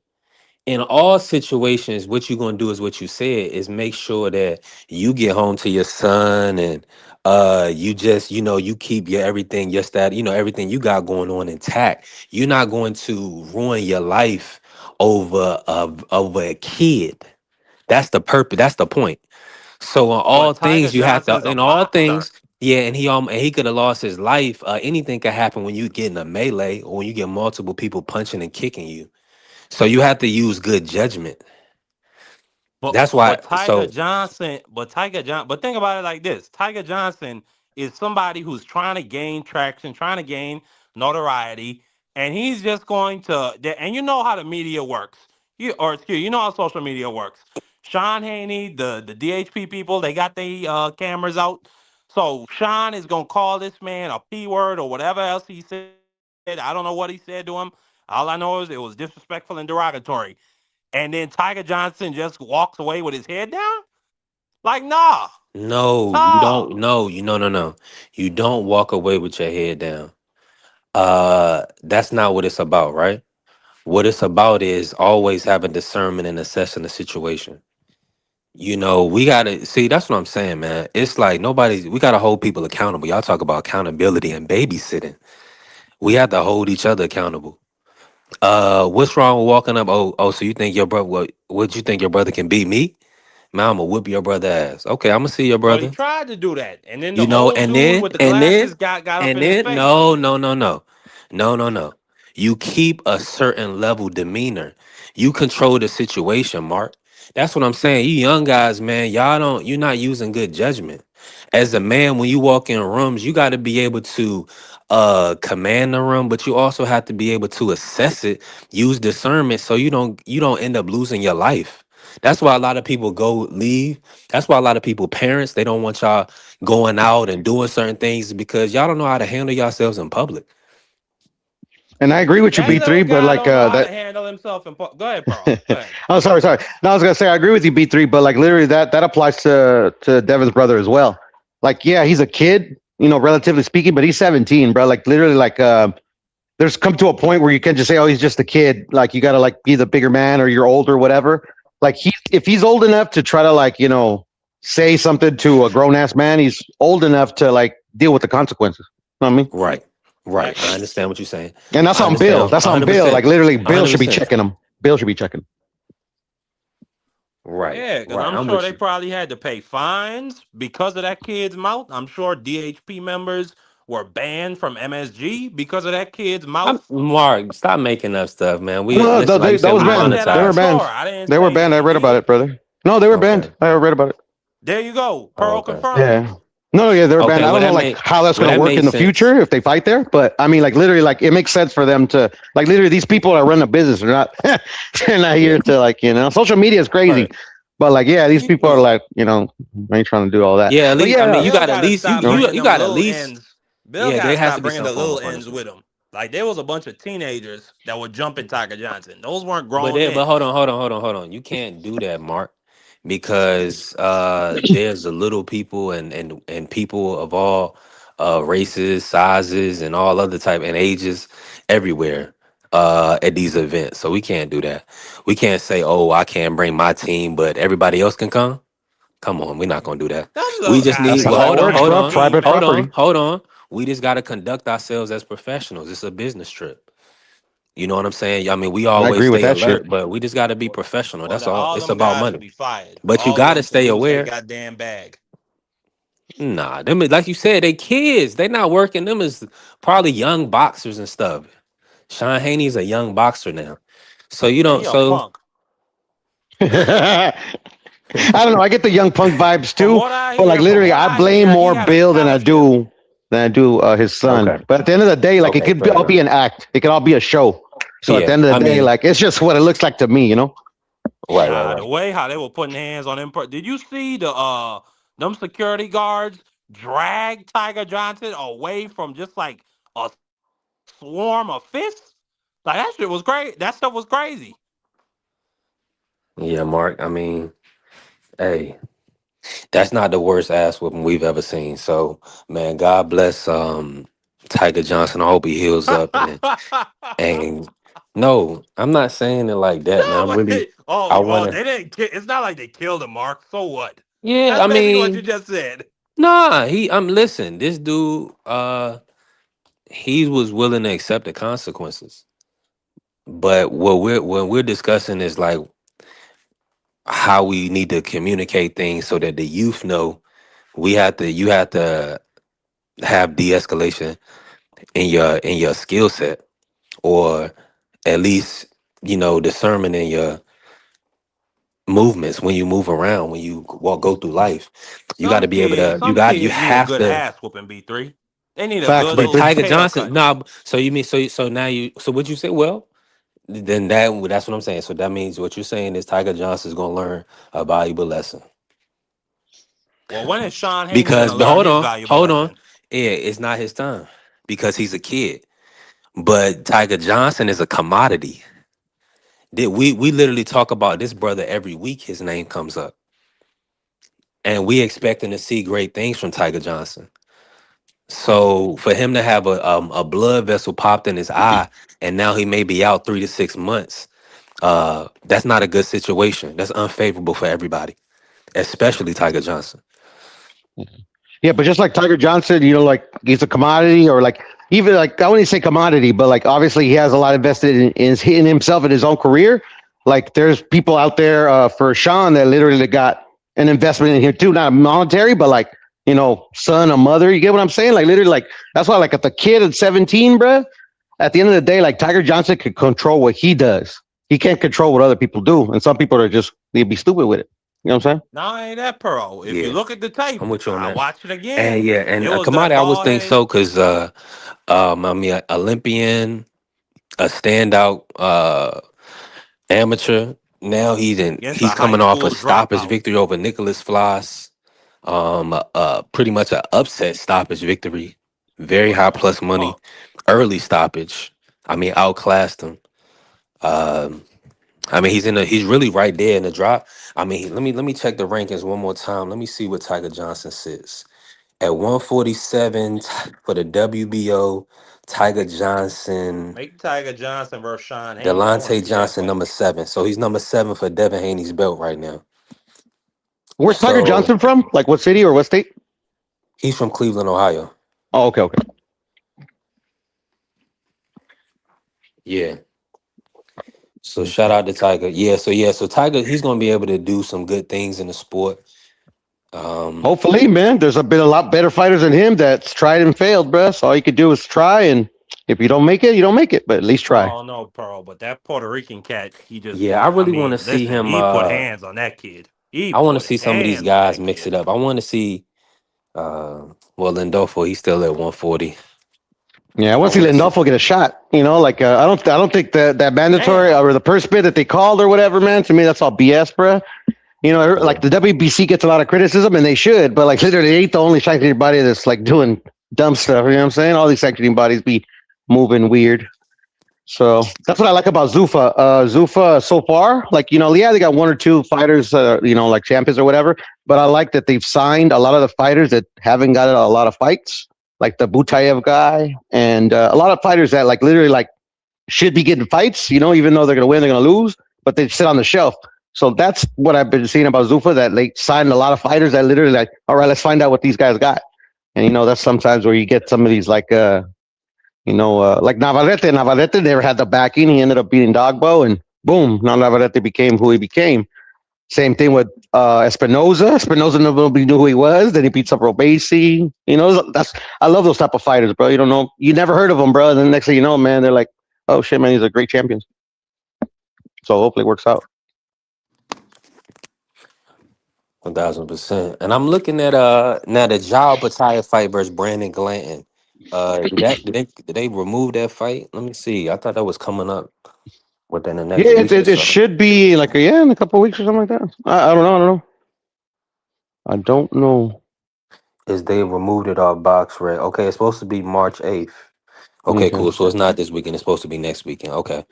Yeah, Okay, but don't cool. trust BoxRec to like the 100% nth degree Yeah, because like no, I know. I got to sometimes get they out of like that. they'll put them like the day of, or I mean the week of. Used to Right. be more reliable, but BoxRec has taken a hit in the last few years. That's what I've noticed. Right. To keep it like accurate. Like normally you could be like, okay, it's on BoxRec, it's pretty signed, sealed, delivered, but yeah, it is what it is. Yeah. Hey, listen, Pro, this was a fire show. Yeah, it Uh was good. It was good, man. yeah, man. Listen, I appreciate everybody that's helping us grow, man. Everybody that lends their time to watch us and hit the panel. Appreciate Piotr. Free everybody that pulled up today. Hey, it's gonna be a phenomenal week. Make sure y'all check out Nunez Navarrete. Also, make sure you man spend some time with your loved ones and your family. Hey, anybody that's on your mind that you haven't talked to in a while, hit them up. You know, you never know, they may need you. May need a word of encouragement. May need some We all support. need somebody. B3. Yeah, yeah. We listen. You We know. cannot be an island unto ourselves. So listen, I'm thankful for everybody that's kicking it with us and definitely supporting us. Cause listen, we doing this full time. Respectfully, listen, I'm not pushing semis. I ain't sold a semi. We doing this full time. We really get into it. TikTok, and I gotta. I'm been working on TikTok. I've been doing 2 days on TikTok. Damn, and I needed a, Um, a sleeper camper myself, bro. You don't sell them no more. Damn. Oh well. nah, not yet. Yeah. Nah. I'll give my 200,000, 300,000 to somebody else, bro. It's all good. Yeah, we looking No, at I'm just it. fucking We around. looking. I'm messing with you. Nah, already, Puro. We looking into it. AC. Yeah, everybody wants to know about the person stuff. I think Free has some good ideas. Um, yeah, because why YouTube, they really hiked up the prices. I sent out a certain level of prices and they was like, nah, if we're gonna do it like this. Mm. So I hear you. I hear you. And they take a lot of your money. I heard, bro. I've heard. I yeah, don't know because like I don't like I have a channel, but I don't go live as much. And 30%, but yeah, but that's why I hear like a lot of people put their Cash App because the Cash App goes directly to you. They don't go to YouTube. 1000%. So I've heard. Like yeah. Yeah. We're gonna build on all fronts. We're gonna continue to just, grow our support system, grow the community. Trust God, man. Control what we can control. I feel like we putting some good content out. Uh so we're gonna just continue to develop. We only 10 months in, so we just gotta keep growing and There you go, everything bro. will work out. Hey, let me say this, appreciate you. Definitely made my work day go faster. That's what I'm talking about. And we try to minimize, the cursing and carrying on, just good Yeah, conversation. I don't like that part, man. But fuck it. What are you gonna do? I'm just messing with you. But I gotta go. BT, thanks for having me, Appreciate you, man. girl. I'm out. Peace. Peace to Appreciate you. everybody. Later. No problem. Yeah, appreciate. Hey, because listen, you never know who's listening, and like we also have to, uh, man, always remember that we being watched. The youth, anybody, elders, peers, friends, colleagues, all type of people watching you. So we try to uphold a certain level of a certain standard, you know, child of God, man of God, and hey, it's paying off. We're definitely blessed. So, hey, listen, y'all have a wonderful weekend. Kiss and love on your loved ones, man. That's very important. That's the message of the show. And listen, sometimes, they was talking about Sean Haney. Uh, sometimes you got to grab a young guy and give him a noogie. You know what I'm saying? But put him under your wing and help them grow. We don't want to throw nobody away. Everybody deserve a little ass kicking though, every once in a while, respectfully, right? Because sometimes you need act right. So if sometimes it got to be your homeboy. Sometimes it got to be your big brother. Sometimes you got, y'all know the game. You know, sometimes we got to kick each other in gear. But hey, I appreciate my brother BVO. Shout out to the Sports Talk Network. Appreciate everybody that joined the membership today. That was fire. Free, Mark, Angie B, Big Dog Willie. Appreciate everybody in the Cash App, AC, and the Super Thanks. Bentley, let's go. Cam J. Make sure I tap in with G5, tap in with Cam J. Hey, we gone. My brother Ja in here. Yeah, that's what I'm talking about. Appreciate you, Ja, with the super sticker. Hey, we in. We didn't kick down the door, Ja. We in. Man, to God be the glory. We was grinding. Them 8-hour shows, them road shows. I was doing DoorDash 7 days a week to pay bills. So, man, listen, I'm extremely thankful. And the grind don't stop. Yeah. Listen, bruh. The grind was, hey, listen, I was outside for real, and I'm still out. So that's why, listen, if I ask for it, I'm being honest with you, I need it. So I appreciate y'all. And this the only beginning. We got a long journey ahead. Uh, once you step away from a corporate job, like I was working at Geico, once you, I mean, you getting paid every 2 weeks, you know, $1,600, that's good, you know, but how long doing that, how long it's gonna take you to get, you know, the financial freedom to be able to move around and be able to vacation, be able to start a family and, you know, be able to provide for that family without having, you know, financial concerns or disagreements and arguments and whatever, you know. So entrepreneurship is the route for me, and that's the route I decided to take. So I thank everybody that's on this journey with me. um God got me, but the devil lurking. At the end of the day, we always working. Hey, I love y'all. Appreciate all the love and support. We're gonna be back next week. Hey, y'all enjoy the weekend. Love. Peace. All right, is you motherfuckers finished? Y'all finished? You silly motherfuckers? You got to be soldiers, all right? Soldiers. Not clowns, goddammit. Drive, and you shut the fuck up.